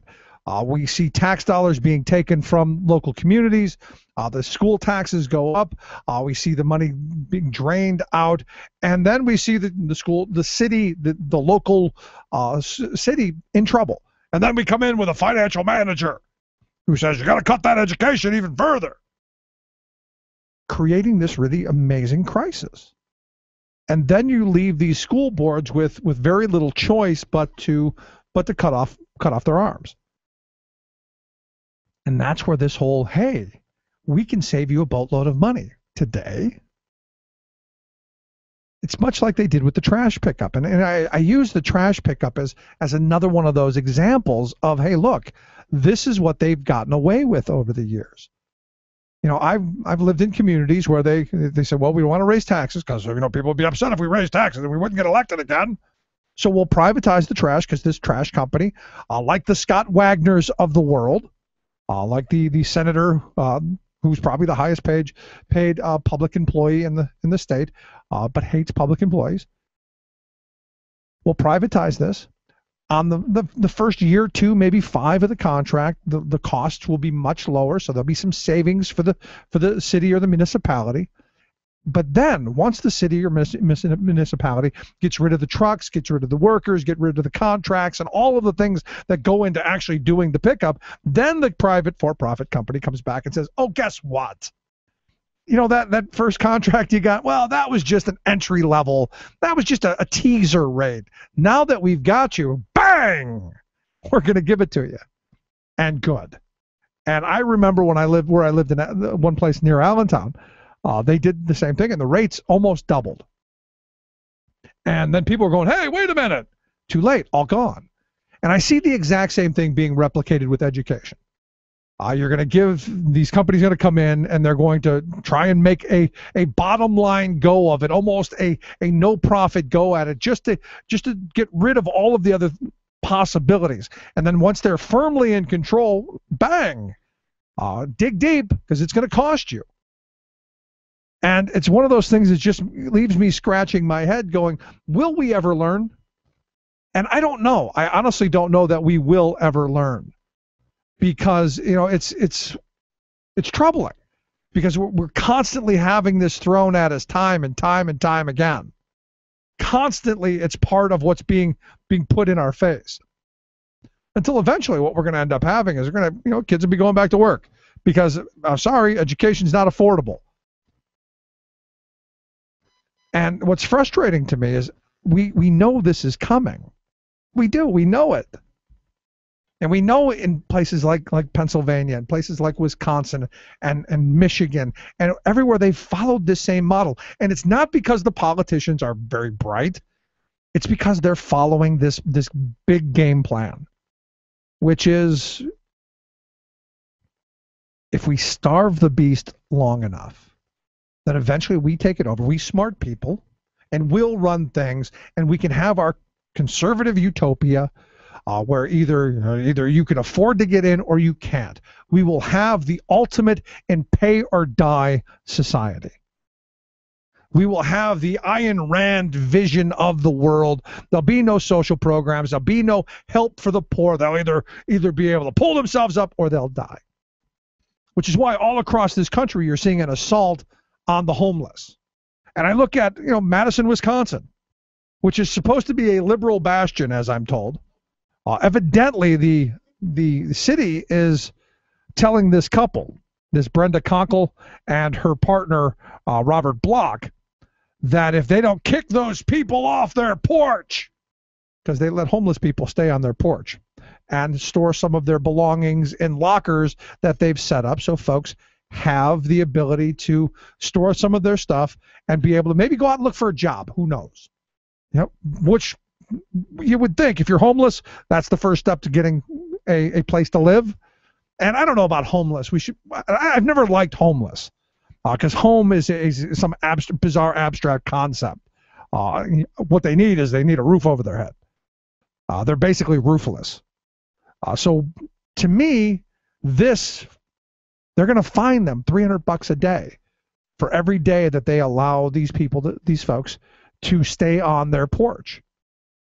Which to me, this should be going, hey, in Madison, evidently in Madison, the homeless rate is skyrocketing. The number of people that are becoming homeless every day is growing. And they know these numbers. And yet, what are they doing? Well, again, it comes back down to that money. You've got a governor like Walker who's starving the beast. And you think back here to Pennsylvania. We've got a governor who eviscerated the general assistance budget. Ended at 70,000 of the most vulnerable of the most vulnerable. Kicked completely off the program. They did away with the program. It doesn't exist. So these 70,000 people who this was their last lifeline, that's it, done. Where do these people end up? On the streets. And, we've seen it across the country. In Florida, we've seen it in St. Louis and Raleigh and all over the place. Where we're threatening people who have the audacity to help homeless people. And, while we were in Atlantic City, one of the things that caught my attention is they go, okay, the Revel Casino, it's been shut down. I go, how about making that a homeless shelter with, I don't know, maybe a self-sustaining homeless shelter where the people who live there take care of it and you give them jobs to take care of it. And maybe, I don't know, run something of a casino. I don't know, something. Because Atlantic City's got a pretty big homeless population. If you sit on the boardwalk at night, you see them come out.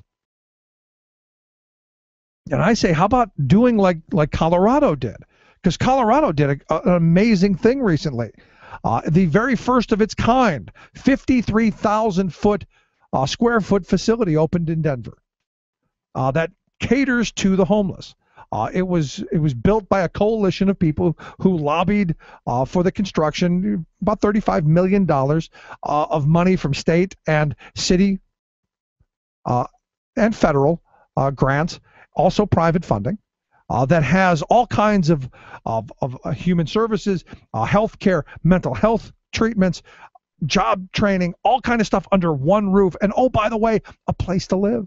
And what they're finding out is what we've been saying all along. Honestly, truthfully, the money that they're saving is a lot more than keeping things the way they were, where you're funding shelters and doing things piecemeal. They're finding that having this one big resource center is actually cheaper than the piecemeal patchwork band-aids that they were doing in the past. It just seems to me that maybe, just a thought, maybe we should be taking over some of these abandoned places and turning them into places for people who need homes. Just a thought. Quick break. Right back.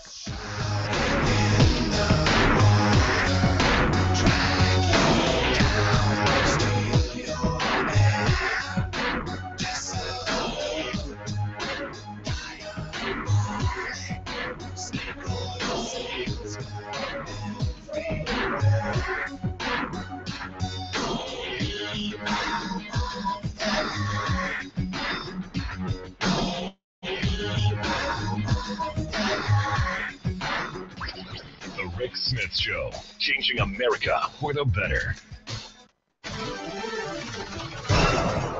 It is believed that a little hard work is good for the soul. If this is true, then the history of child workers in the United States is a soulful tale. The first child laborers landed in Virginia in the year 1619. These immigrant children found slave working conditions and poverty wages in their new world. As the years passed, little changed. The average child worker toiled 16 to 18 hours per day, 6 days a week in factories and textile mills. Education was a luxury, and many believed a loss on working children. Charles Harding, president of the Merchants Woolen Company, stated, "There is such a thing as too much education for working people sometimes. I have seen cases where young people are spoiled for labor by too much refinement." Labor unions, consumer groups, and parent coalitions all work to shorten hours, ease conditions, and ultimately end exploitive child abuses. Baby strikes in Paterson, New Jersey, and Allentown, Pennsylvania, demanding 11 and 12-hour workdays were fought vehemently by mill and factory owners. The Pennsylvania legislature was the first to consider prohibiting child workers in 1833, and consider is all Pennsylvania did until July of 1903, when Mother Jones led the March of the Mill Children from Philadelphia to Oyster Bay, New York, in an attempt to influence President Theodore Roosevelt. In 1836, Massachusetts was the first state to pass a law restricting the use of children in manufacturing. And 102 years later, the United States Supreme Court ruled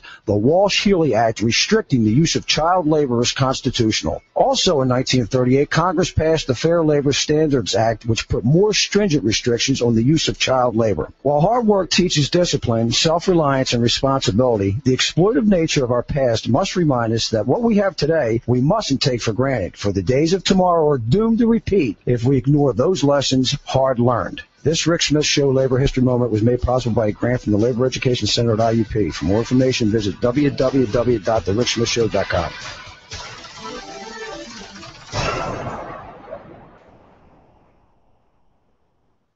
We all know that certain people who make it a practice to depreciate the accomplishments of labor, who even attack labor as unpatriotic, they keep this business up, usually for 3 years and 6 months in a row.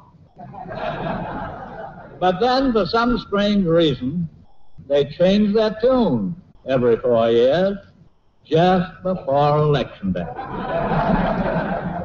When votes are at stake, they suddenly discover that they really love labor. And that they are anxious to protect labor from its old friends.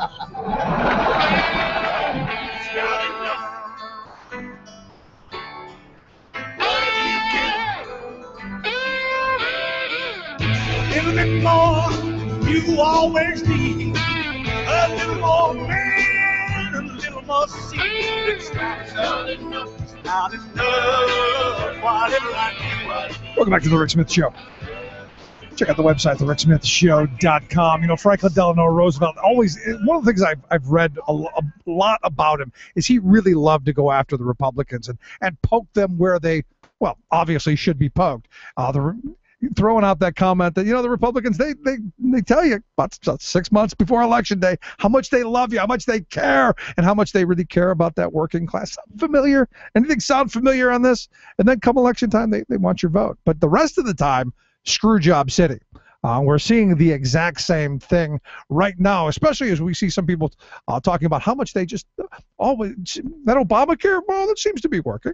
Seems to be working quite well. Here to talk a little bit about it, I've asked Bill Scheer. He's a blogger over at the Campaign for America's Future, ourfuture.org, the website. Bill, thanks for taking time for us.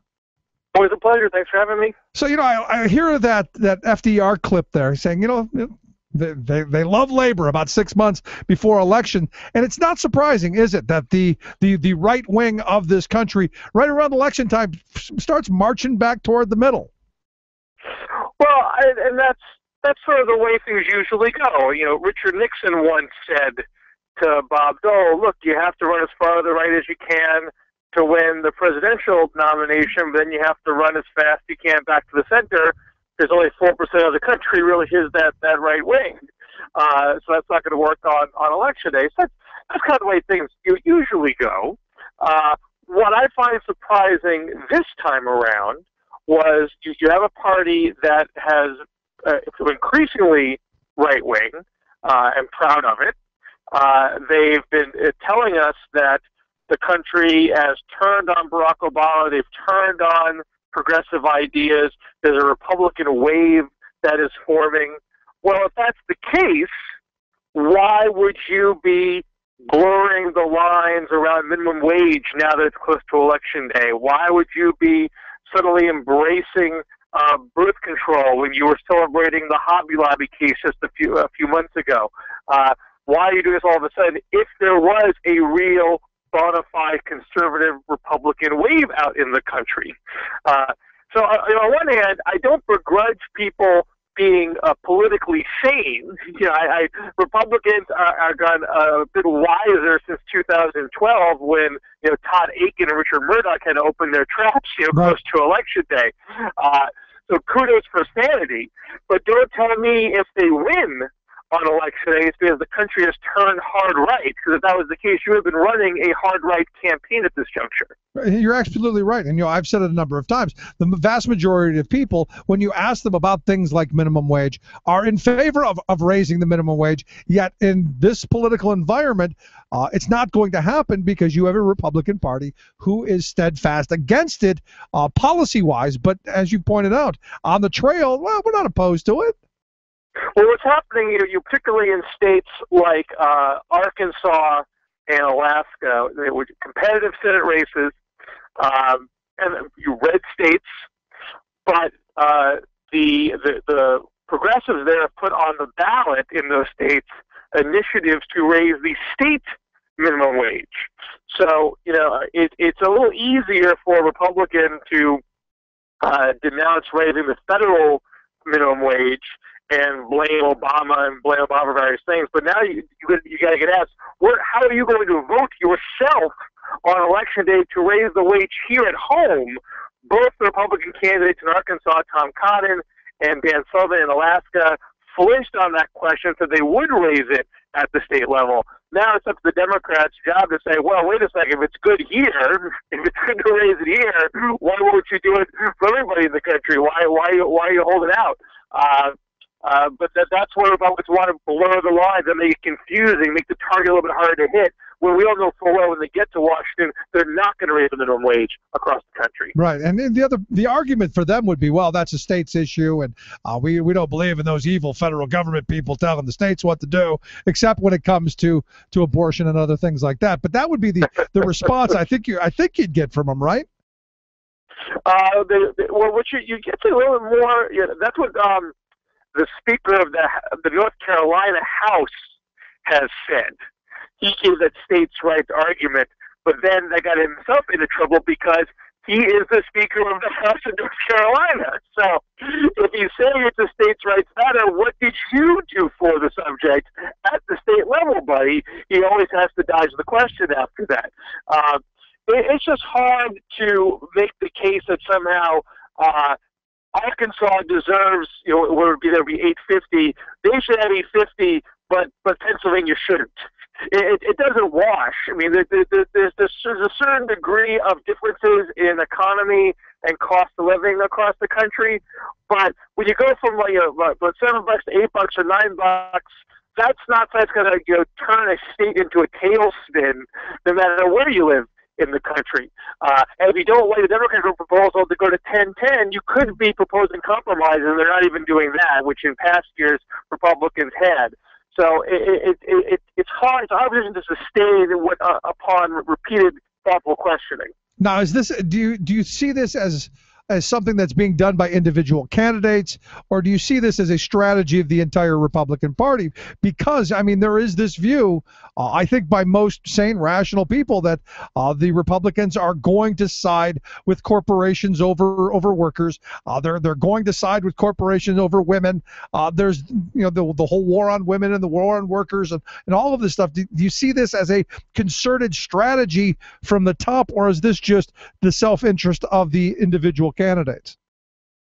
It's a little bit of both. You're not seeing Republican candidates across the country, both the Senate and House level, in complete lockstep. Everyone's making judgments based on what they think they can get away with in their own states or districts.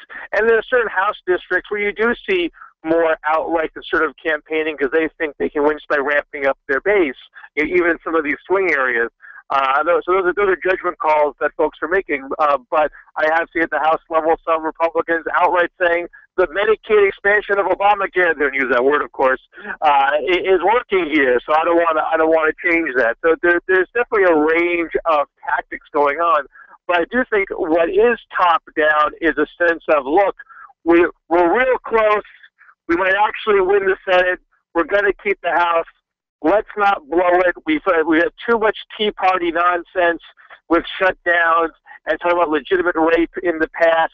Let's just keep it together for 6 weeks, people, and maybe we'll actually win something for once. So I think there's more latitude being given. The top-down messages from folks to tack leftward, and the Tea Party folks are biting their tongues in a way they weren't 6 months ago.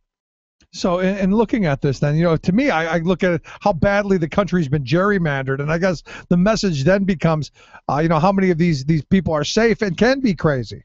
Well, the gerrymandering has definitely made it so it limits the number of House seats that are competitive, but you don't want to put it all on that because there's just a lot of self-sorting going on in the country now. People are more mobile than they used to be. They tend to, they go to college more than they did in the past. When they get out of college, they move to a town they want to be in around like-minded people, and so you get a clustering of like-minded Democrats, like-minded Republicans.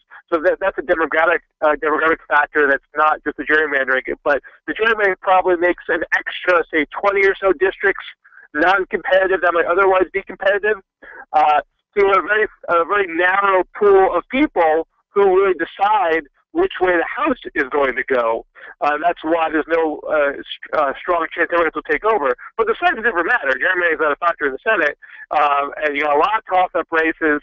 The map there is skewed to the right for this year. Right. Because you had a lot of Democrats doing well in 2008. That was a big Democratic wave year. Democrats did well in a lot of red states like Alaska, Arkansas, Montana, and Colorado. That's gone more purple. So do you see like that? Do you see the Democrats losing the Senate then, or do you? I'm kind of seeing it as a tie. The way I'm looking at it, it's going to be even, and Biden's going to be a busy guy. Well, there's a lot to go on there. I do. It's very toss-up right now. You probably give Republicans Montana, West Virginia, and South Dakota. Those are kind of gimmies for them. They would need 3 more. And the Republicans look pretty good in Louisiana and Arkansas. It gets a little dicier when you start talking about North Carolina and Iowa, but they do have a shot there.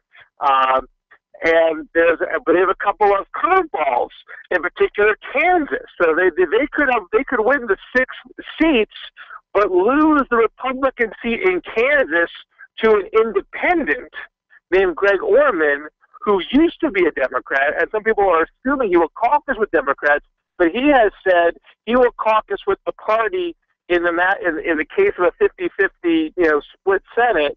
He'll caucus with the party that puts forth a real problem-solving agenda, quote unquote. And then he goes on to say if they don't follow through in 6 months, he'll leave that party and switch. So that puts a lot of heat on whichever party gets his blessing to follow through, or be greatly humiliated in short order. So there's a lot of weirdness that go on in the Senate right now, and I think looking at the polls is not that useful because it's going to be a big turnout question in a lot of these cases. For example, in New Hampshire, some people say Scott Brown's doing well, but he's tied in one poll. That's among likely voters. Among registered voters, the Democrats up by 7. The question is, how many unlikely voters can the Democrats pull out? A pollster's not going to be able to tell you that. Yeah, that'll be interesting to see. The Kansas story has been intriguing though, because that pretty much makes him one of the most powerful people in the country, much like Anthony Kennedy on the Supreme Court, one of the most powerful people in the country, based on where his whim swings him. But potentially, I mean, if the Republicans can't lock down 51 votes and Democrats can't lock down 50 plus Biden, and he can go to Angus King, who's the independent from Maine, and say, hey, the two of us, let's buddy up. Maybe we can lure the conservative Democrat from North Dakota, Heidi Heitkamp. Maybe we can lure the relatively moderate Republican from Alaska, Lisa Murkowski, and let's make a centrist caucus. And look, that might be fun for us, that it makes Republicans have to dance. It's also really irritating for us if they put things like Social Security cuts on the table. Greg Orman's not making clear what positions that he holds he would prioritize in that situation. To the extent that it's climate or immigration or jobs, we might feel good about it. To the extent that it's Social Security and Medicare and spending cuts, we might not be so happy about it. But at minimum, it'll make things interesting. Yeah, and I guess that's all we're really looking for is what looks interesting, right? We don't really care about policy. But he is definitely keeping issues kind of on the silence. I mean, he has issue positions. I don't want to be too disrespectful of him. But when you look at his ads, it's very much both sides are full of gridlock and I want to solve problems. He doesn't really get into the nitty-gritty how he would solve them. Yeah.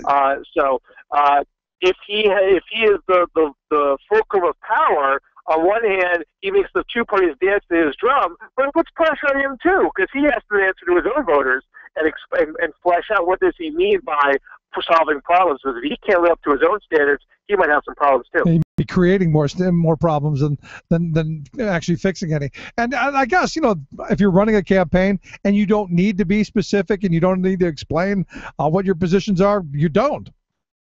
And it's not an unusual tack, for any party who's out of power to try to beat the folks who are in power, just to say, these guys screwed it up, you're mad at them, vote them out, vote me in, and see what I can do. Pretty simple.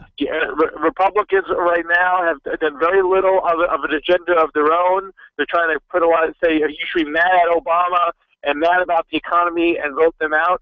The problem for them is that they do co-govern the country right now. They do control the House. They do have a say in the Senate because the Democrats don't have 60. So they already take some blame for the state of the economy. And so as I said, their own incumbents, like Pat Roberts in Kansas, like Mitch McConnell in Kentucky, these folks aren't necessarily having a free ride because they're seen as part of the problem too. Yeah, and the sad reality is that with a divided situation like that, I don't see much getting done, given the fact that I think we'll have more gridlock. And this where Orman in Kansas might have presented a problem for himself. He's saying, I can solve this gridlock, give me a chance. Well, the two parties have some big differences, and it's up to the people of the country to vote in one party or another so they can work it out. The assumption that the two parties can go into a room and solve everything together is a little unrealistic because they just have some big disagreements. And something like perhaps immigration, where there's more overlap, maybe a Greg Orman could be the spark. But something like spending and job creation, they just disagree. And I don't see how Greg Orr's going to solve that divide. I absolutely agree with you. Last question I've got for you, change topics a bit. Sunday, the big climate march, the People's Climate March in New York City. I know you've been writing a lot about it. Do you see this, as I do, as maybe one of that kind of big first step towards maybe re-engaging and a little bit of education and maybe a little highlighting of the fact that we should be doing something? I hope so. I hope this is time to coincide with the UN Climate Summit. Obviously, new climate legislation is going through the Republican House right now. This is a global problem anyway. It only is going to be solved if other countries like China and India are doing things in concert with us. And it's our job, being sort of quasi host for the summit as the UN is here, to say, hey, America is stepping up. We are doing our part. You don't have any excuses anymore. We're doing regulations on power plants. We're investing in clean energy, and we're doing it in a way that creates jobs. That doesn't hurt the economy. And you're seeing a couple of big reports that have come out this week saying, look, this can be done on a global scale that would not have any net negative impacts to the economy. It is essentially free to spend the money on capping the carbon, because you're going to be creating jobs in the clean energy industries at the same time. So the more and more people get that message, the more comfortable they will be with a kind of global agreement. I think that's kind of education, hopefully, this March on Sunday and the summit the days afterwards is going to convey. That's what I'm hoping as well. Bill, I appreciate you taking time for us. Thanks so much for the work you do, and I appreciate you taking time. My pleasure. Bill Scheer, a blogger over at the Campaign for America's Futures blog, ourfuture.org, the website, if you want to take a look at it. Quick break, right back. Stick around. Listen to The Rick Smith Show. We're working people. Come to talk. Firefighters, my friend, and the kids locked in the Capitol are fighting till the end. And we're not gonna break tonight, and we're not gonna bend. Some say the union's down, but I asked around, and everybody said, this is a union town, all down the line. This is a union town, all down the line. And if they come to strip our rights away, we'll give them hell every time. This is a union town, all down the line. Remembering that united we bargain, divided we beg. Let's take another cruise down the narrow byways and around the twisting turns that form Senator Ted Cruz's mind. The first right turn on our road trip brings us to a sweeping view of Ted's Energy Renaissance Act, a proposal so studded with fossil fuel favors that it should be titled the ExxonMobil Relief Act. For example, it bans the federal government from ever imposing regulations on fracking. He also includes a congressional edict to approve the Keystone XL pipeline, plus a requirement that any new EPA regulations must get a vote of approval from Congress, as well as a nifty plan to alleviate Native American poverty by opening up their tribal lands to oil drilling. But let's cruise past that and go off-road on this obscure money trail. It leads to an expansive new opening in our election laws that Cruz hopes to carve out, making it simpler for plutocratic billionaires to outright purchase lawmakers. Like, for example, him. Ted's bill would, quote, allow unlimited direct contributions by citizens to candidates in federal elections. Good grief, this is the Koch brothers' Wet Dream Act, for it legalizes bribery. They could openly write huge checks to politicians in exchange for the politicians promising to do political favors. Favors like what, you ask? Just take a hard right turn from Ted's bribe a lawmaker scheme, and you'll come upon a bright flashing light representing an idea for a huge corporate favor that popped out of his head in July. He proposes to force the government to begin selling off our national parks, forests, wildlife areas, and other treasured natural resources, turning over these public lands to mining, drilling, and logging conglomerates, such as Koch Industries. This is Jim Hightower saying, you never know what's in Ted's head until you go cruising through it.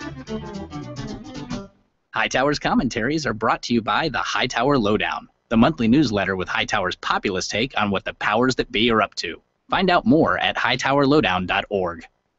Would you dive 14 feet deep in the Susquehanna to keep a bridge safe? Would you spend night after night with prisoners to keep your community safe? Would you spend Christmas Eve plowing snow to keep roads safe? AFSCME members do. Men and women who choose to serve in public service. Mine inspectors, 911 dispatchers, healthcare workers, parole agents. You may not think about them, but no, they're all thinking about you. This message brought to you by AFSCME Council 13. Where family values are more than slogans. The Rick Smith Show.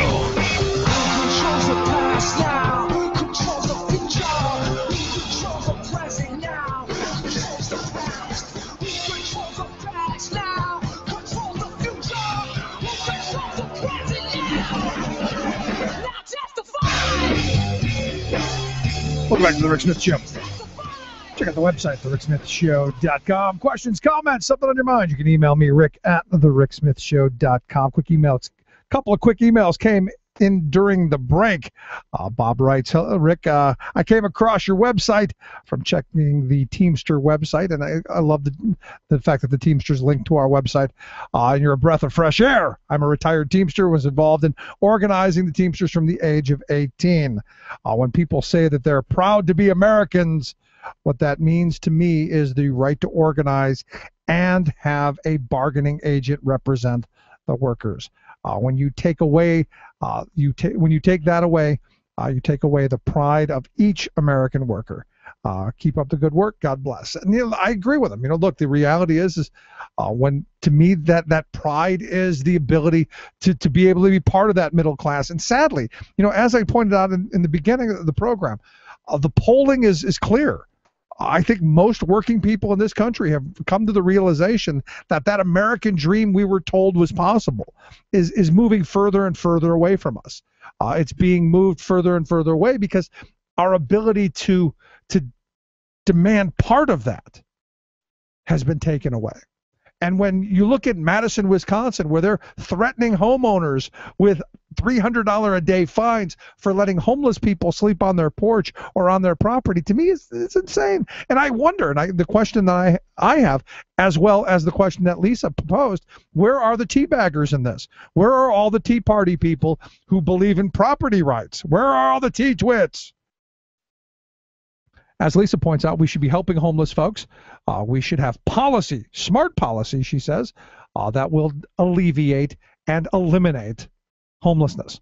And she links to an article from Pasadena, California, where evidently they are putting out parking meters. I guess there are 14 of these bright orange parking meters that when you put money in it, the money pays for homelessness. It's called the Real Change Movement, according to the article, to help provide homes for the homeless through small change and credit donations.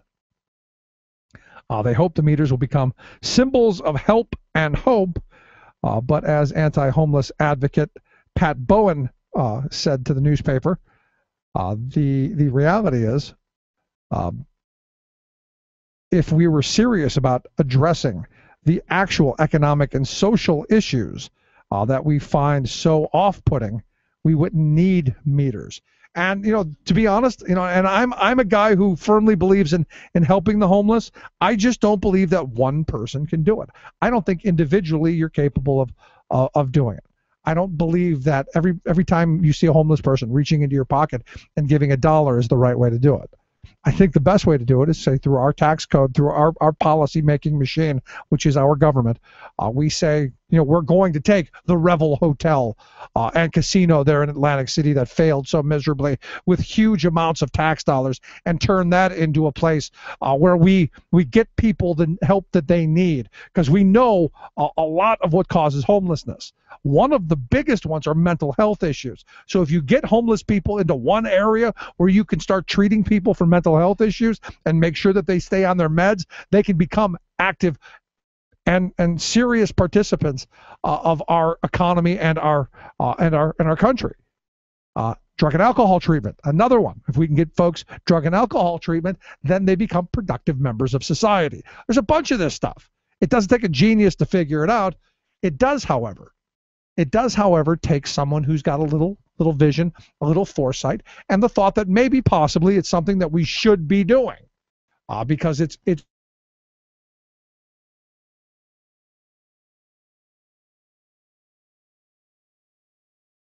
good. As one who believes we should absolutely be helping folks, it just seems like smart policy. Quick break, right back.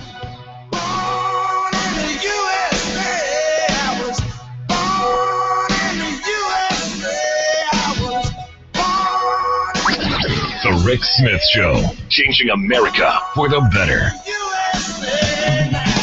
You're listening to The Rick Smith Show. For more information, go to thericksmithshow.com. If you've missed any portion of the program, you can download the podcast at thericksmithshow.com. You're listening to WIN, Workers Independent News, a production of Diversified Media Enterprises. I'm Doug Cunningham. 1,400 organizations are supporting the People's Climate March in New York City this Saturday. It's being billed as the largest climate march in history, demanding action to protect the world from the impact of climate change caused by human pollution. Organized labor is represented by the CWA, Connecticut chapters of the AFL-CIO and SEIU, IBEW Local 3, Teamsters Joint Council 16, National Nurses United, UAW Region 9, AFSCME's DC 37, and TWU Local 100, among others. The march is for a future with good jobs, clean air, and healthy communities for all. Demands include a world with an economy that works for people and for the planet. Labor backers say that climate change must be considered a labor and social justice issue. The AFL-CIO, SEIU, and the American Federation of Teachers co-sponsored a rally in Washington, D.C. Thursday demanding no cuts in Social Security and Medicare. American Federation of Teachers President Randy Weingarten says Social Security and Medicare are under attack by Republicans peddling schemes like privatization, vouchers, and raising the eligibility ages, all designed to cut the benefits working Americans have paid for all their working lives. Social Security and Medicare is our safety net. They try to divide. They try to say somebody has a pension. Why do they have it? They try to make it a race to the bottom, not a lifting all boats to the top. They often will say, like Paul Ryan, you know, we can't afford everything. Really? You can't afford the future? If we want to keep Medicare and Social Security, what do we have to do in November? The Teamsters are urging FedEx to stop paying for top executives' personal taxes on stock compensation. The union says ISS, the country's leading proxy voting advisor, is recommending FedEx shareholders vote to support the Teamsters-supported shareholder proposal on stock taxes at FedEx. The Teamsters say the company has cut pensions and raised medical care costs for workers while continuing to lavish executives with perks like paying the taxes they owe on stock compensation.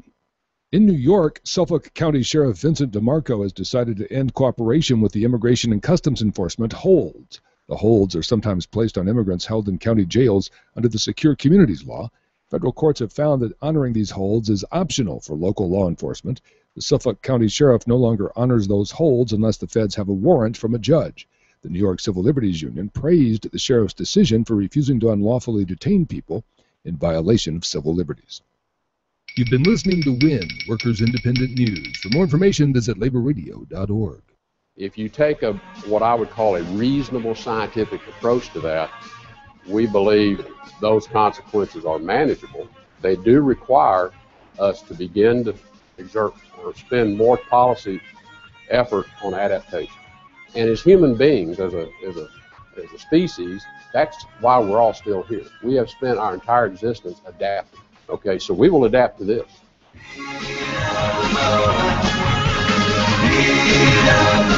I got to be honest with you. Every time I hear the CEO of ExxonMobil tell me that consequences are manageable, the question I have is at what cost? How much is he going to put in his pocket?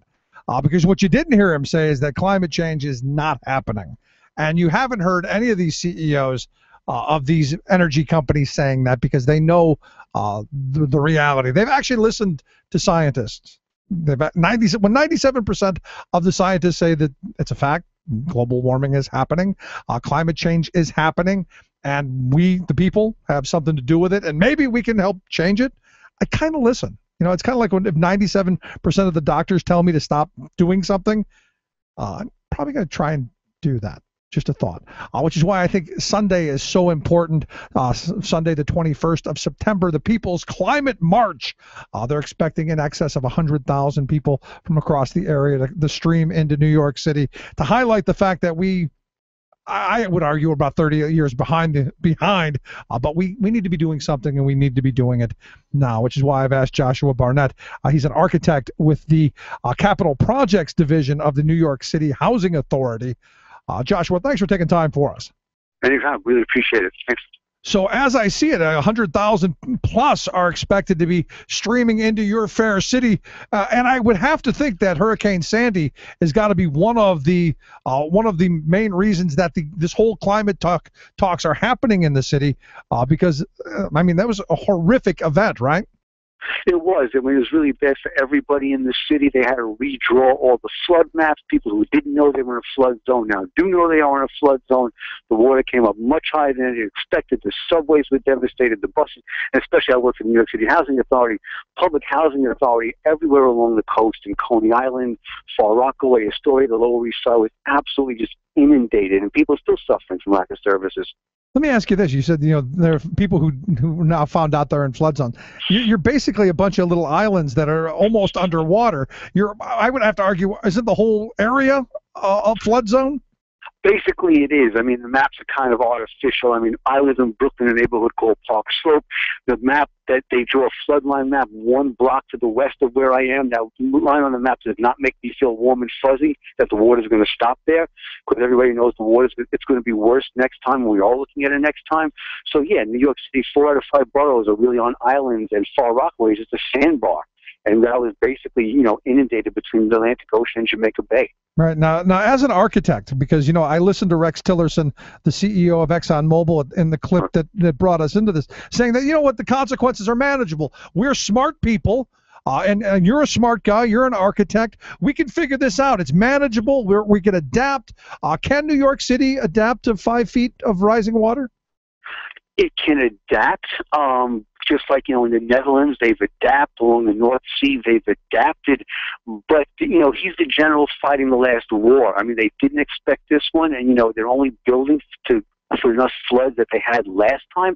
So, no, they really, without any kind of major capital infusion, especially without paying attention to the causes rather than the symptoms, no, they're not going to deal with it. It's going to be worse next time, and they're just going to spend a little more money.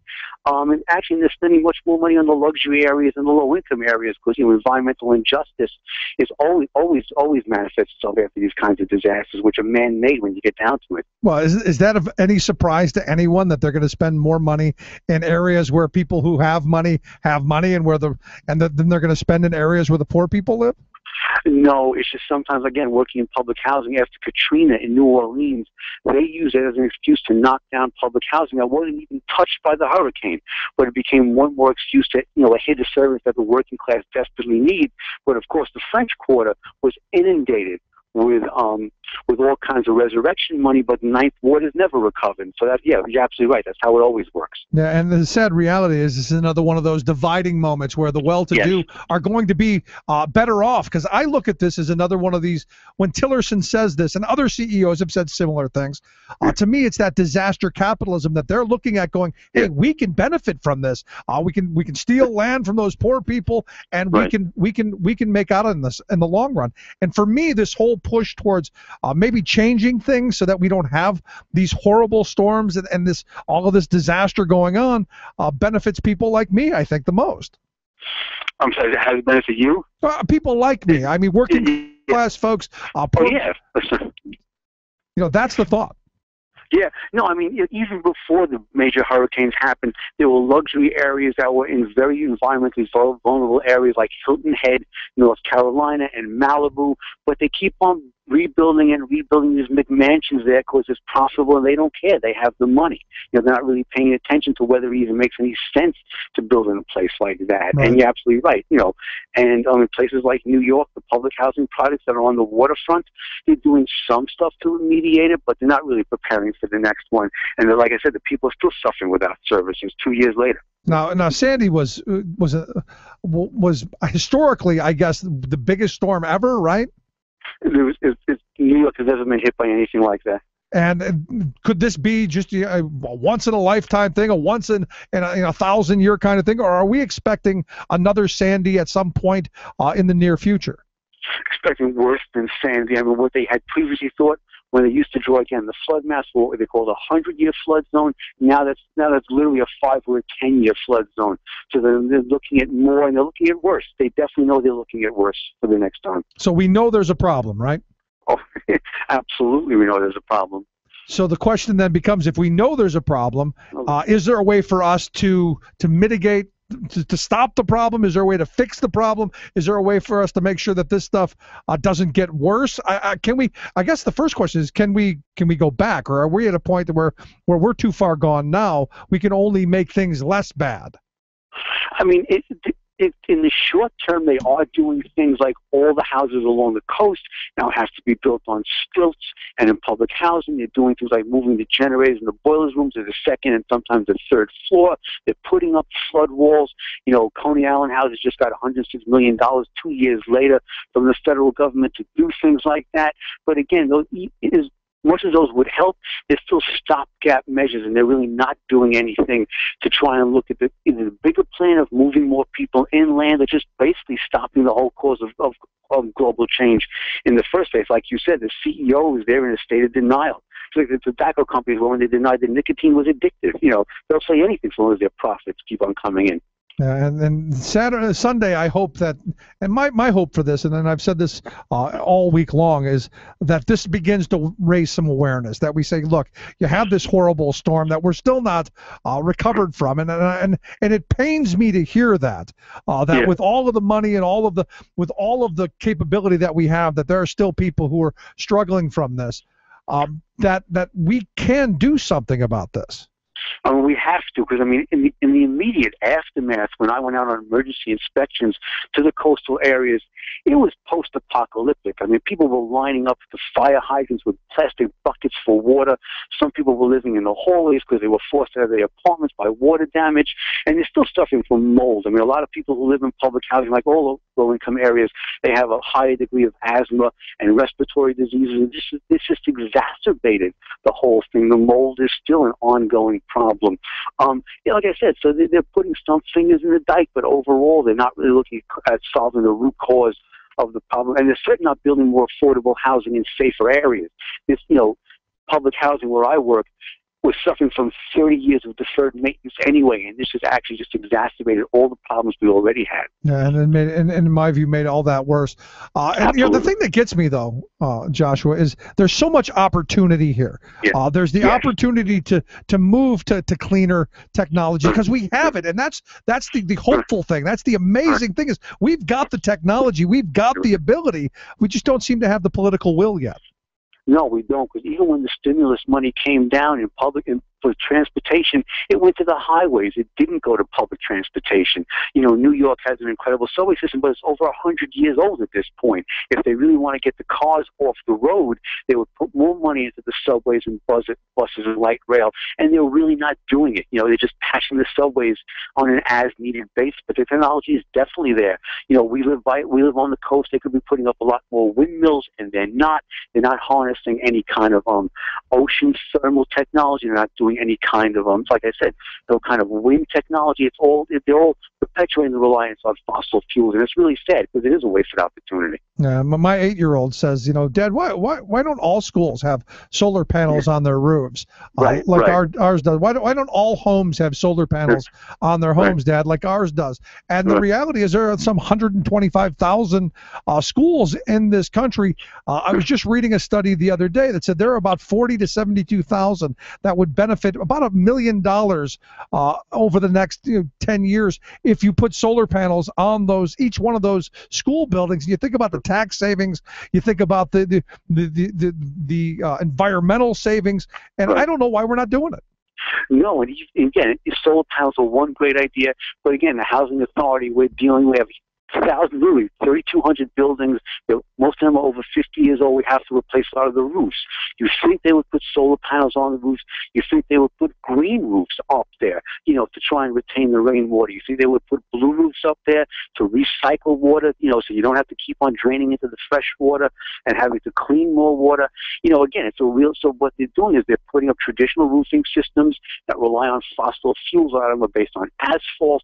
And, again, you see, it's just so frustrating to see all this money going at these traditional roofing systems as just one example. Same thing with replacing your windows with single pane glass over and over again.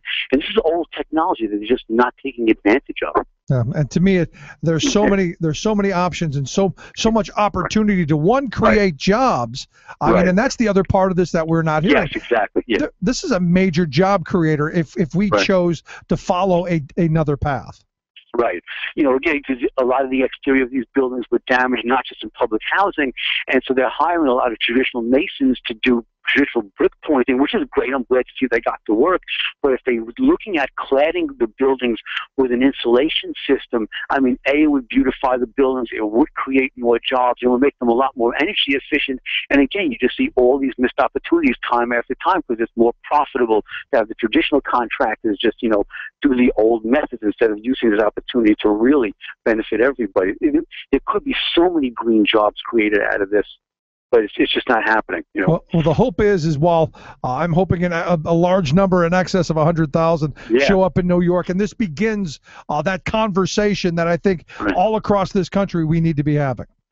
No, absolutely. Because, the working class is really under attack, and they're under attack by the same 1% who's devastating the environment. It really is all part of it's really one part of one struggle here. So I'm looking at hopefully more than 100,000 people. I hope they really do clog this city because, the climate deniers are just, they're out there, but they're really well funded, and that's the problem. They have all these pseudoscientists who say that global warming doesn't exist. It's astonishing to hear people say that with a straight face, but they do. Because there's just a lot of vested interest, As I've said, they may have all the money, but we've out-procreated them. And let's get out in the streets. Vote for people who have sanity on their mind, and let's move forward. A few of them are out there, right? Exactly. Joshua Barnett, I appreciate you taking time for us. Thanks for the opportunity. Really looking forward to Sunday. Hope a lot of people show up. I'm hoping as well. Thank you so much. Joshua is an architect with the Capital Projects Division of the New York City Housing Authority. Again, the website, peoplesclimate.org. I say check it out. And if you can get to New York City on Sunday, I guess it kicks off at 11. I would suggest much, much earlier. Quick break, right back after this. Stick around. You're listening to The Rick Smith Show. We're working people. Come to talk. Allow me to bestow upon you excellent news. We got $2.6 billion now in revenues. As we approach our annual meeting, we got plenty to cheer because 2014 has been a banner year. No one's gonna stop us. We can do as we please. We're taking millions in tax breaks and sending jobs overseas. With our huge receipts, we could afford to pay to record all our music in the USA. But if we offer Americans a decent gig, my compensation package won't be quite as big. Yes, I've had a lot of cause for celebration. $66 million worth of compensation. Every one of my mansions has a nice address, and I don't want to see me making do with less. This is your world in 2. I'm your host, Luke Vargas, reporting for Talk Radio News Service at the United Nations. With Scottish voters at the polls and results not due until the wee hours of Friday morning, let's go on a quick tour of other global headlines leading the day. Ukrainian President Petro Poroshenko addressed the U.S. Congress today. The embattled leader grabbed headlines with the following statement. Please understand me correctly. Blankets, night vision goggles are also important, but one cannot win the war with the blankets. Even more, we cannot keep the peace with the blanket. Congress gobbled up Poroshenko's remarks, applauding about as often as they do during State of the Union speeches. But it's unclear if U.S. policy is about to change. During Poroshenko's remarks, President Obama signed off on $53 million in new security aid to Ukraine, but the kind of lethal aid the Ukrainian president requested was not included in that assistance package. A BBC film crew in Russia was attacked today while investigating the death of Russian soldiers in Ukraine. After their camera was smashed and stolen, archived footage was wiped from computers in the journalist's vehicle while the crew was being questioned by police. Russia has concluded that some of its soldiers did travel to fight in Ukraine, allegedly while on vacation, but reporters have been systematically thwarted when attempting to cover the funerals of those soldiers back in Russia. And here at UN headquarters in New York, the Security Council has met in emergency session over the Ebola crisis. In a unanimous vote, the 15-member council passed a resolution identifying Ebola as a threat to international peace and security. It's the first time in UN history that a health crisis has received such classification. For more global news headlines, visit talkradionews.com. Tales of American Political History with Clinton Porter Hackney. We're covering the story of Candy Lightner, whose daughter was killed by a hit-and-run drunk driver in May of 1980. The day after her daughter Carrie's funeral, she learned about the driver's drunken condition and his previous drunk driving convictions. It was at a restaurant with friends that day that her rage and anger propelled her to announce that she would start an organization to change drunken driving laws. And it was one of those friends with her who suggested calling it MAD, for Mothers Against Drunk Driving. The next day, Lightner filed papers establishing a 501c3 organization called MAD. Teaming up with Cindy Lamb, who had a similar story, Lightner and MAD became a powerful, law-changing force. MAD's greatest success came soon, establishing a national minimum drinking age in 1984 and strengthening state drunk driving laws all across the nation. This is Clinton Porter Hackney at cphackney.com. Chances are, when you took a shower this morning, an AFSCME member made sure that water was clean. When you drove to work, an AFSCME member maintained the road. When you rode an elevator, an AFSCME member inspected it. I'm David Philman, Executive Director of AFSCME Council 13, the American Federation of State, County, and Municipal Employees. AFSCME members enforce regulations, keep prisoners behind bars, take care of patients, protect the environment, and more. The work isn't glamorous, the salaries aren't high, but AFSCME members serve the public in every aspect of our daily lives. Chances are, you'll never see that AFSCME member working in a sewage plant, diving underwater to repair a bridge, or answering a 911 call. But aren't you glad they do? For more information, visit AFSCME13.org. We are AFSCME.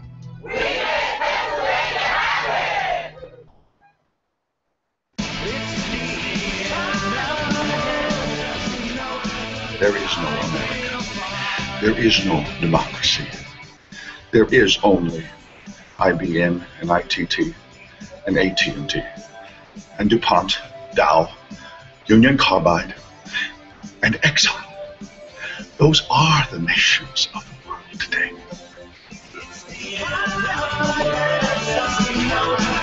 Well, the hope is, and look, I'm hoping Sunday is a wildly successful day. I'm hoping that in excess of 100,000, maybe 200,000.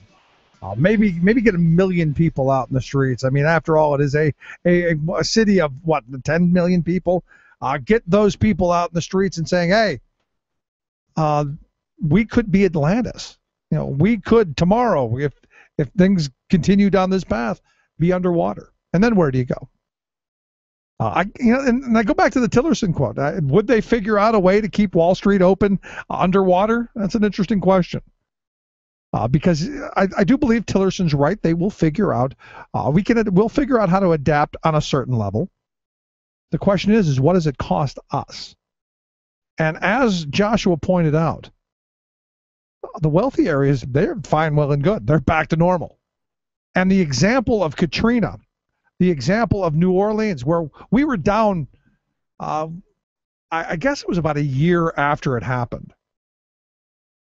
We were down for an ILCA, Labor Communicators convention, and they had chosen New Orleans to try and help people come back, try and help people with get jobs back, and to bring some revenue to the area.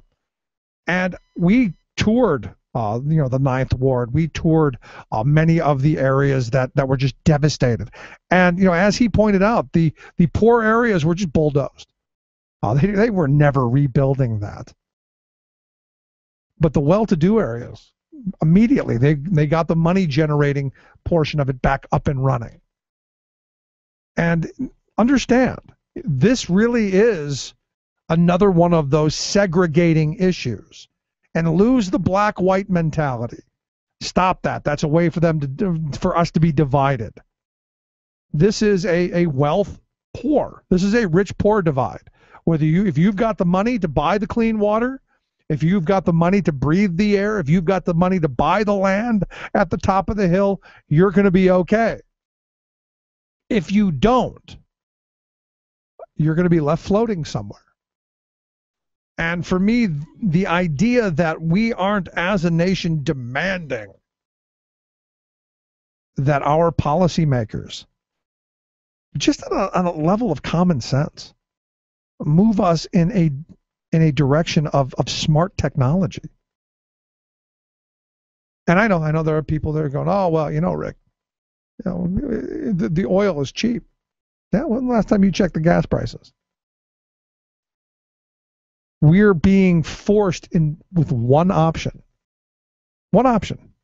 The electric car thing, not an option yet. Because if I drive it to 200 miles away, where do I plug it in? Oh, nowhere. No stations.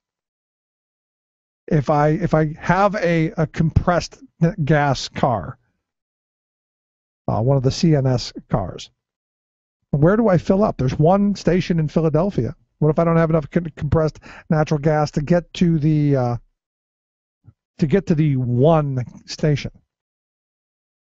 This is where public investment. This is where, I'm sorry, the free market's not going to do this, because the profit's in staying where we are. The profit's in status quo. We've got to be thinking differently. And in talking with Joshua, I mean, there are a number of different things that are just common sense. If you're rebuilding something, why not rebuild it with some intelligence? The idea that you would, instead of just repointing the brick, actually doing some insulation, putting up a different barrier, outside barrier, while insulating it so that you save heating and cooling costs, seems pretty smart to me. Putting a different kind of roof that doesn't depend on asphalt seems kind of smart to me. Maybe one that absorbs, so we can maybe have some grass. Just a thought. And I remember who the guy who, and I forget what his name was. Chu, I think it was Stephen Chu. That name sounds familiar. He had one of his energy policy pieces was paint every roof white. Why do we have all the roofs black? Which absorbs heat, which causes the buildings to heat up. Just a simple common sense thing. Why don't you just paint it white? Doesn't cost a whole lot. He was ridiculed to no end. And my son, my kids, all three of them ask the same question. Why don't we have solar panels everywhere? And that's an interesting question. I mean, you think of all the jobs that could be created, building the damn panels, driving them to and from, installing them. There's a lot of work to be done. Yet we don't seem to have the political will. We don't seem to have the courage, if you will. And I go back to as a kid, where Jimmy Carter had the courage, he didn't have the ability to sell it. And look, you had the crisis. I mean, the oil embargo and all the stuff that went on around that, the crisis was there. I say we're right back in another crisis mode. Fuel prices are astronomical. Job creation rates are not enough. We need new industries, and we need domestic industries. We need domestic industries to feed domestic consumption. And this is where using our tax dollars for smart policy gains says, hey, if you're going to buy these solar panels, they should be made here and they should be installed here, maintained here. Oh, I don't know. Wouldn't that be a good idea? And I think it is, which is why I look at Sunday as an opportunity to say, we're going to start building an organization. Now, understand, I believe we're about 30 years too late. But the hope is we're never too late.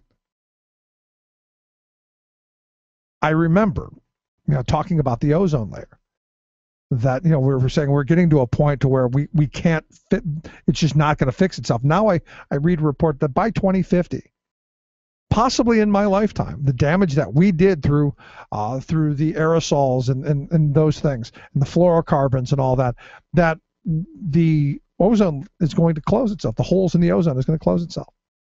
It's going to heal itself. Is that possible? I hope so. But as a matter of policy, what did we do? Well, we started making smart decisions around aerosol cans. And you know what?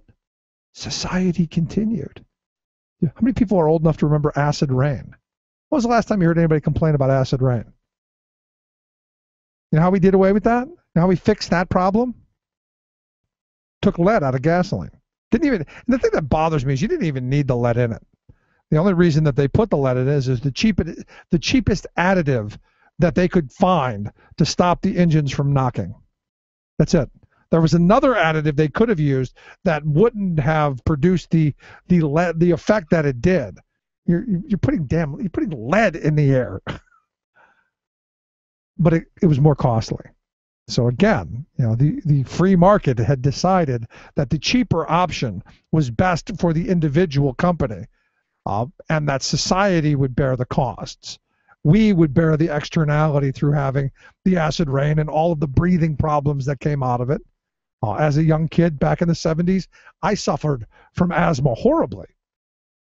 And it was a lot of this. And I give credit to the Clean Air Act for me not having it, because we took a lot of that pollutant out of the air. Smart policy, sound investment, opportunity abound. Question is, are we gonna step up? Are we gonna do the right thing? Quick break. Right back. We want the world and we want it now. We're going to take it anyhow. We want the airwaves. Not right wing, just right. The Rick Smith Show.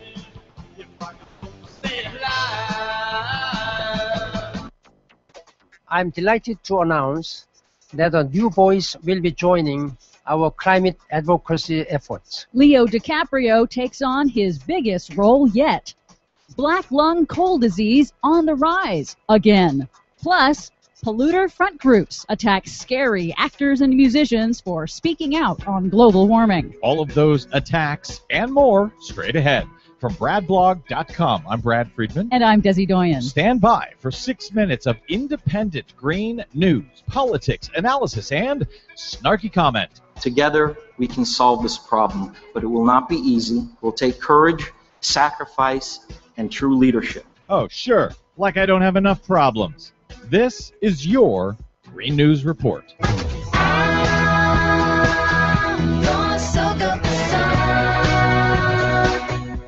Okay, Desi Doyen, a few months back, I asked the question whether Maine's Governor Paul LePage was the dumbest governor in the nation or the dumbest governor in history, after he said that a windmill that had been built by a college and had been powering half the school was actually run by a secret little tiny motor. Well, now we've got Bobby Jindal, Republican governor from Louisiana, giving Paul LePage a run for his money. Jindal, who pretends to be running for president in 2016, recently announced an energy plan for the country, and in the bargain called the Obama administration science deniers. That's right. He's using the old, I know you are, but what am I defense. Just one of the amazing quotes. He said, absolutely, let's listen to scientists, but let's not do it in a way that hurts our economy. Because, of course, why bother to have science if you're going to use it to predict stuff and all? Exactly. Oh, he said, by the way, it's not controversial to say human activity is contributing to changes in the climate, but he wants to leave it to the scientists to decide how much and what that means. So leave it to the scientists, except then completely ignore them if it affects the economy. Anyway, what do you have that's not really stupid for us today? Well, not really stupid, but very sad. Black lung disease is on the rise in coal country. Cases of black lung disease in coal miners have surged again to levels not seen since the 1970s. Big Coal has successfully blocked nearly all new mine safety standards in Congress over the last 40 years. In the Louisville Courier-Journal, the Appalachian Citizens Law Center says there's another reason for this surge in black lung disease: Coal mining companies are lying to federal regulators when self-reporting their coal dust levels. So we had rolled back the problem Yep. with regulations, and now the coal companies are just ignoring it, saying, oh yeah, we'll voluntarily report any problems, and they don't. They're finding ways to skirt the regulations so it looks like they're following the law. I'm shocked. A big fracking deal. Science proves again that fracking procedures are causing water well contamination. Methane concentrations rose at residential wells near fracking sites in Texas and Pennsylvania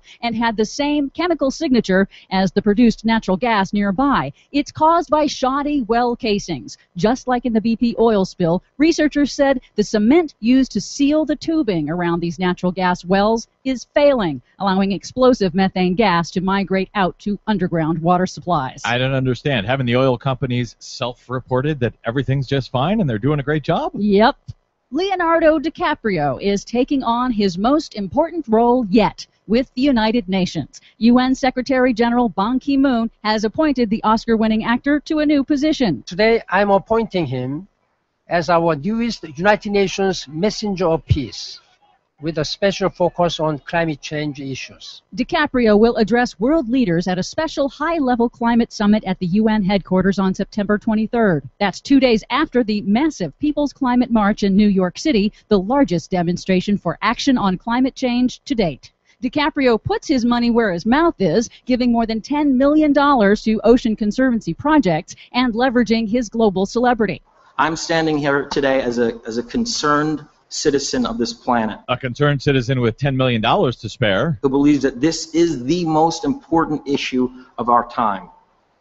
So I stand here today to challenge all of you to step up, to utilize your positions of authority to ensure the health of the oceans that are so vital to people's lives all around the world. Now, high-profile celebrities speaking out for action on global warming is apparently very scary to the fossil fuel industry and their climate change-denying friends in the media. Rupert Murdoch's tabloid papers have already attacked DiCaprio and other celebrities for speaking up, and now a new billboard campaign has been spotted in Pennsylvania, attacking eco-conscious celebrities like pop star Lady Gaga. Using a photo of Lady Gaga in her famous meat dress costume, the billboard says, quote, "Would you take energy advice from a woman wearing a meat dress?" I know I do every day.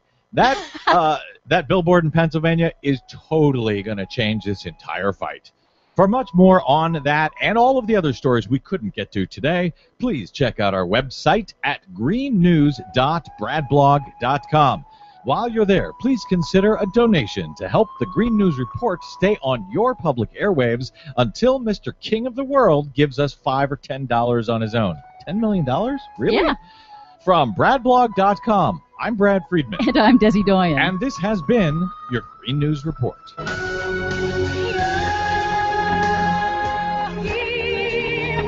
There's nothing I fear. The most important issues of the day. This is the Rick Smith Show.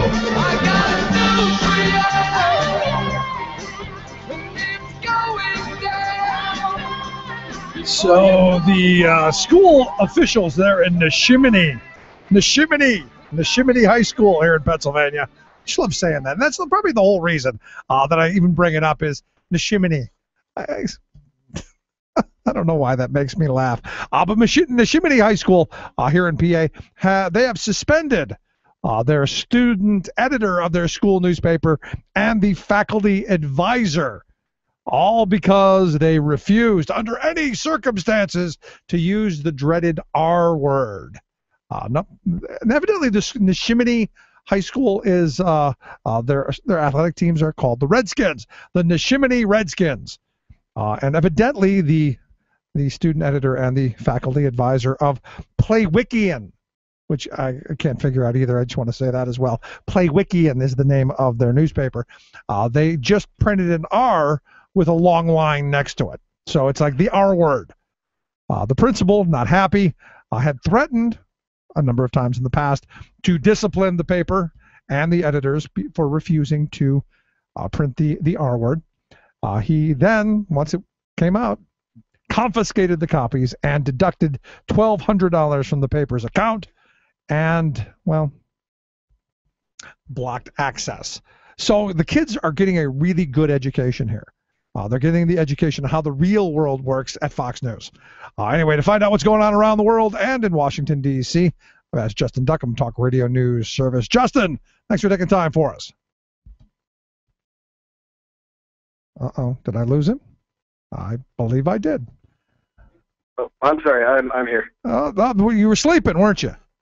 No, actually, I had the mute button on by accident. But no, I was just saying, I guess talking to myself since I was on mute, just how that was a, pretty gutsy high school news editor. I wrote for my high school newspaper, and I was the, national editor, and I don't think I ever really did anything nearly that bold. Yeah, and I was, my wife and I were talking about it, and I said, it's one of those things that if our kids would do, I would proudly stand behind them for standing on their principle, and I give them credit.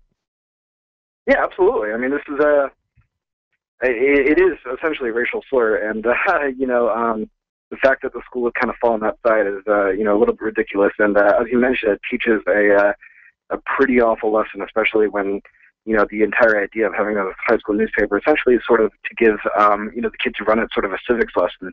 And if the message that you're giving them is something as blatantly offensive as what the school is doing, that's not good. Yeah, I don't know how during history class or during the civics class or government class you teach about the First Amendment, and then you go and you pull that. But it is what it is. I understand, though, Phil Simms himself, whom I despise as a television analyst and announcer for CBS Sports, he has said he's not going to use the R word during the broadcast with the R word team on Thursday Night Football. I heard that as well. I guess apparently he's just going to be, calling that Washington to refer to the, city itself. I believe the Washington Post has taken a similar stance with at least some of their reporters. They have, no longer used the term. So it's kind of catching on. Yeah, but here's the thing that gets me, though, because, what then happens where, I grew up in Cleveland, the home of the Indians. Do we change the Indians' name as well? Because is that where we start going that way as well? Oh, that's totally different. That's not a slur. Indian and Braves I would consider to be, maybe outdated terms, but they're certainly not derogatory, whereas Redskin is, that's just kind of a cruel moniker. Yeah, there you go. All right, well, good. But I give these kids credit, and good for them, and all of that. Let's move on. The NFL and the Pentagon. What's going on with the NFL and the Pentagon? Well, the Pentagon has said that they're going to reevaluate their relationship with the NFL, following the situation with Ray Rice and others, and the new scrutiny that's being put on it. This, of course, would relate to ad space that the military uses during NFL broadcasts and within their live broadcasts in order to promote listing and whatnot. And this is sort of something that. You mean those ads aren't just public service announcements by the NFL and for the good of society because the NFL loves the military and it's good for you mean it's not that? I don't think it is. This is what the Pentagon does with quite a few other organizations. NASCAR, however, is one, or for one instance, is one that in fact has a car that's sponsored by the Army, I believe. I'm not really a big NASCAR guy myself, but I know that came under scrutiny a number of years ago. Yeah, I'm not a big traffic guy myself either. Yeah, I'm not a big traffic fan either. But again, the reason I asked that question is you think about how your tax dollars is spent brainwashing people, and that's another good way. No, it certainly is. They sort of know their market, I guess, when it comes down to it, and focusing on NFL watchers as well as NASCAR sort of taps into a certain part of America. So it looks like they're so the Pentagon has decided their target demographic is 40-ish white guys with beer bellies. Yeah, that's actually probably a good point. So, okay, maybe. See, I just wanted to clarify because the first thing I'm thinking of is I don't know many 16, 17-year-olds hooked on NASCAR or football right now. They're video games. So. Well, I never lived in the South, so. But also, video games too. Like there's quite a few. There's a large level of participation between the Pentagon and the gaming community in terms of creating fun little shoot 'em ups that make military enlistment look all the more exciting, and that seems to be something that doesn't really get talked about that much. There you go. So they have a concern then, huh? Does this mean that there's going to be any money coming about? Are they going to push Goodell out? Well, Goodell today did come out and apologize, and this is showing that there, are probably going to be financial repercussions from this. But I'm not really. It's sort of outside my beat. I just know that the pressure that Washington's putting on them is pretty heavily, and as well as the kind of societal pressure that's also coming from outside of the, immediate Beltway. And that's going to be a very hard issue for the NFL to deal with as time goes on. Yeah, am I the only one who's kind of looking at what this Pentagon NFL thing is as kind of hypocrisy? Because I noticed in the quote you sent over from the Pentagon press secretary, Rear Admiral John Kirby, who said nobody takes issues of violence and sexual assault more serious than us. But you look at the last couple of years and all of the reports that have come out from the different branches of the service where sexual assault and rape are at just mind-blowing levels. Exactly. That's another thing I am glad you pointed out, because that quote struck me, as well. Especially when we have a Pentagon that, doesn't just sort of participate in a culture that allows that sort of thing, but has actively tried to push back against, efforts to reform it, such as, the move put forward by, Senator Gillibrand to remove, sexual assault hearings at the military level away from the immediate chain of command in order to give people a more fair and equal hearing. And that was something, of course, that the Pentagon really dragged its feet on and, fought tooth and nail. Yeah, I guess just looking at this, I find it a little bit hypocritical for the military to be pointing their finger at the NFL. And look, not that the NFL and the NBA and the rest of them don't have problems, but when the pot's calling the kettle black, it just kind of makes me go, I'm not buying it. Yeah, it is a little ridiculous. Neither institution, I would say, are necessarily the type of people who would necessarily imagine being on the right side of history when it comes to these kind of things. So, it's a little bizarre to say the least. Yeah. So let's move from domestic violence and that to sexual misconduct. I understand Biden's got himself in a ringer. Yeah, I know. Biden was today speaking to a group of women at a DNC-sponsored event. He was essentially just kind of going through the list of what exactly is wrong with Congress today, but he also noted that he had missed Bob Packwood, a former Republican senator, who is, of course, widely known as somebody who committed sexual assault when he was in office, and that has, needless to say, sort of raised eyebrows over here in the Beltway, and came off as sort of a what would be considered sort of a typical Biden moment if this wasn't just sort of a painful reminder of a pretty awful senator. And you wonder why he doesn't stand a chance in 2016. No, this is, of course, coming the same week that he, appeared before a legal conference and used the term Shylock to, describe moneylenders. So this has been a pretty big week for Biden. I love Biden. I got to be honest with you. I love his crass. I love his non-political correct, or as if he would even know what it is. That's funny. Picking Bob Packwood out of history, really? What was that? 15, 20 years ago? Yeah, I believe so. But and also the fact that this was going on, before a DNC meeting for Democratic women. That's it's hard to think of a more offensive thing to bring up in that audience. Maybe he'll want to save that one for when he debates Hillary Clinton. There you go. There'd be another good one. There we go. I understand the president signed a continuing resolution. No government shutdown. I got to be honest, I was hoping for one right around November 3rd. No, this continuing resolution was signed, and it is going to be keeping the government open until December 11th. So it looks like we dodged the bullet when it came to that this time around. This will also include the $500 million that we're supplying to arm and train moderate Syrian rebels, and so that was signed probably a little bit less than an hour ago in the Oval Office. So, good news. We get government that keeps on functioning or lack thereof, and we get a armed Syrian moderates. There So they are called. There you go. Well, at least we get something for our tax dollar, a little entertainment. And finally, Sunday's the big climate march, the People's Climate March in New York City. They're expecting in excess of 100,000 people to show up. And I understand the White House is saying we need a full court press. That was said yesterday. I believe yesterday by John Podesta, one of the key White House advisors. This is going to be coming up ahead of the UN Climate Summit, which is expected to be taking place pretty soon, where the administration is going to try to move forward with, not really a treaty per se, but sort of an unofficial treaty-like document to try to shame people who fail to sign up for it into trying to change their emission standards. Right. So this looks like it's one of those sort of long-shot efforts that's being taken on in the president's final days in office.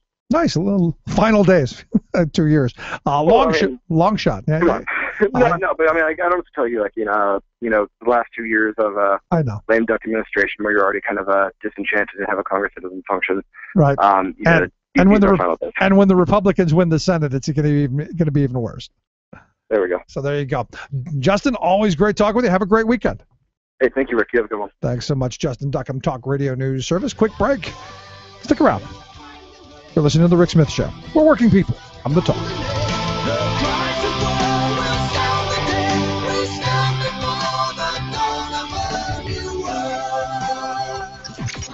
Radio of, for, and by we the working people. The Rick Smith Show. Let's take another cruise down the narrow byways and around the twisting turns that form Senator Ted Cruz's mind. The first right turn on our road trip brings us to a sweeping view of Ted's Energy Renaissance Act, a proposal so studded with fossil fuel favors that it should be titled the ExxonMobil Relief Act. For example, it bans the federal government from ever imposing regulations on fracking.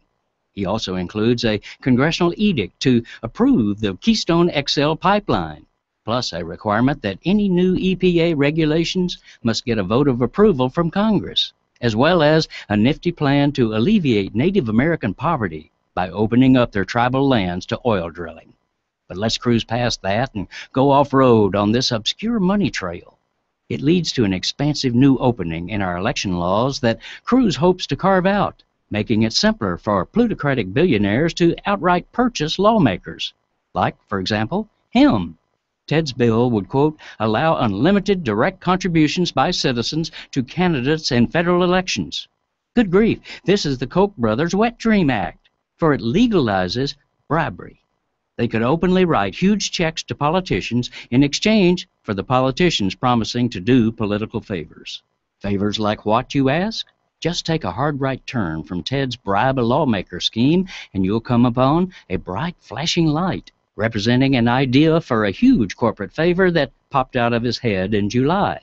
He proposes to force the government to begin selling off our national parks, forests, wildlife areas, and other treasured natural resources, turning over these public lands to mining, drilling, and logging conglomerates, such as Koch Industries. This is Jim Hightower saying, you never know what's in Ted's head until you go cruising through it.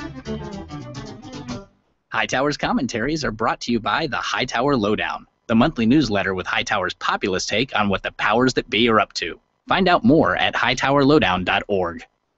Would you dive 14 feet deep in the Susquehanna to keep a bridge safe? Would you spend night after night with prisoners to keep your community safe? Would you spend Christmas Eve plowing snow to keep roads safe? AFSCME members do. Men and women who choose to serve in public service. Mine inspectors, 911 dispatchers, healthcare workers, parole agents. You may not think about them, but no, they're all thinking about you. This message brought to you by AFSCME Council 13. Where I come from isn't all that great. My automobile is a piece of crap. My fashion sense is a little whack, and my friends are just as screwy as me. I didn't go to boarding schools. Preppy girls never looked at me. Why should they? I ain't nobody, got nothing in my pocket. Beverly Hills, that's where I want. Welcome back to the Rick Smith Show. Check out the website, thericksmithshow.com. Questions, comments, something on your mind, you can email me, rick@thericksmithshow.com. Of course, if you miss any portion of the program, download the podcast there at the website, or get the Rick Smith Show app on the smartphone. Take the program on the go wherever you go. Also, Stitcher, TuneIn, all of those ways, more ways for you to interact with the program. And to wrap things up, the Pew Charitable Trust, they have done another one of these little interesting studies that caught my attention. They've analyzed individual family data from across generations, including things like wealth and debt and educational attainment, race, income, demographic characteristics, where you are, and earner status, to learn what separates most financially stable Generation X folks and those who have fallen behind their parents. Also, where Gen X falls within the generations. Did they do better than their parents? I guess I'm considered a Gen Xer. Those are people who were born between 1965 and 1980, which I gotta be honest. If you're born between those periods, I think if you're born at the front or the back end of it, I was born near the front end of it. Different generations, really. But this is what they define as Generation X, or supposedly the children of the baby boomers, and the boomers as the offspring. The Pew Charitable Trust says that we're actually doing a little bit. We did better income-wise than our parents did. We have higher incomes. In fact, 75% they find of Generation X had higher incomes than their parents' generation did. And there are a number of reasons for that, education, that kind of stuff. But Generation X has lower wealth attainment. Only 35% of Generation X have seen that their wealth grown greater than their parents' generation. And I would argue there's a couple of reasons for that. The big one being unionization rates. My grandparents' generation, for instance, did wildly better than their parents did because of that ability to earn more on the job, because of collective bargaining. And their children, the baby boomers, did significantly better than they did. The difference is, and I've said this before, my grandparents lived through the 70s. Their work years through the 70s, where they were able to buy their homes, and their homes went from 16 grand in 1965 to 125, 130 grand in the 80s and 90s. You saw the value and the wealth that was created in their homes explode, as where Generation X, people like me, saw our home values fall thanks to the Great Bush Recession. Now, what the other part of this is my generation, Generation X, which again I was at the front end of, we have significantly more debt than the baby boomer generation did. And you go 4 in 10, in fact, college-educated Generation Xers have student loan debt, somewhere around $25,000, which was again much higher than the baby boom generation. And the question that I asked is, baby Generation X got it. My generation, we had to take out student loans and pay for things, which is why I think that our generation isn't as sympathetic to our kids' generation as we should be. Because we go, well, we had to take out loans, but here again, much like our parents' generation, that difference is significantly different. The millennials are taking out significantly higher debt rates than we did, and we took on higher debt than our parents did. So what's interesting to me, as we're getting older and generations are passing by, I can't imagine what the millennials' children, or what they're going to call them, what kind of debt they're going to take on. But what's happening is, sure, we're making more money. Sure, we're smarter, or supposedly smarter, have higher educational attainments, but we're not as wealthy. we don't have as much as our parents did. We don't have the job security. We don't have the retirement community security, and it's only getting worse. And to me, it comes back down to something pretty simple. Organizing. Demanding at the job we get respect, demanding in our government we get respect, and demanding that there be a safety net for all of us. Seems pretty simple to me. Anyway, if you missed any portion of the program, thericksmithshow.com. Again, that's where you go to get the podcast. Highly suggest sharing it around. Also, if you've got a smartphone, get the app, the Rick Smith Show app on your smartphone. If you've got Stitcher or TuneIn, those as well. Have a great weekend. We'll see you back here Monday in the Climate March, the People's Climate March, peoplesclimate.org. We'll see you Monday.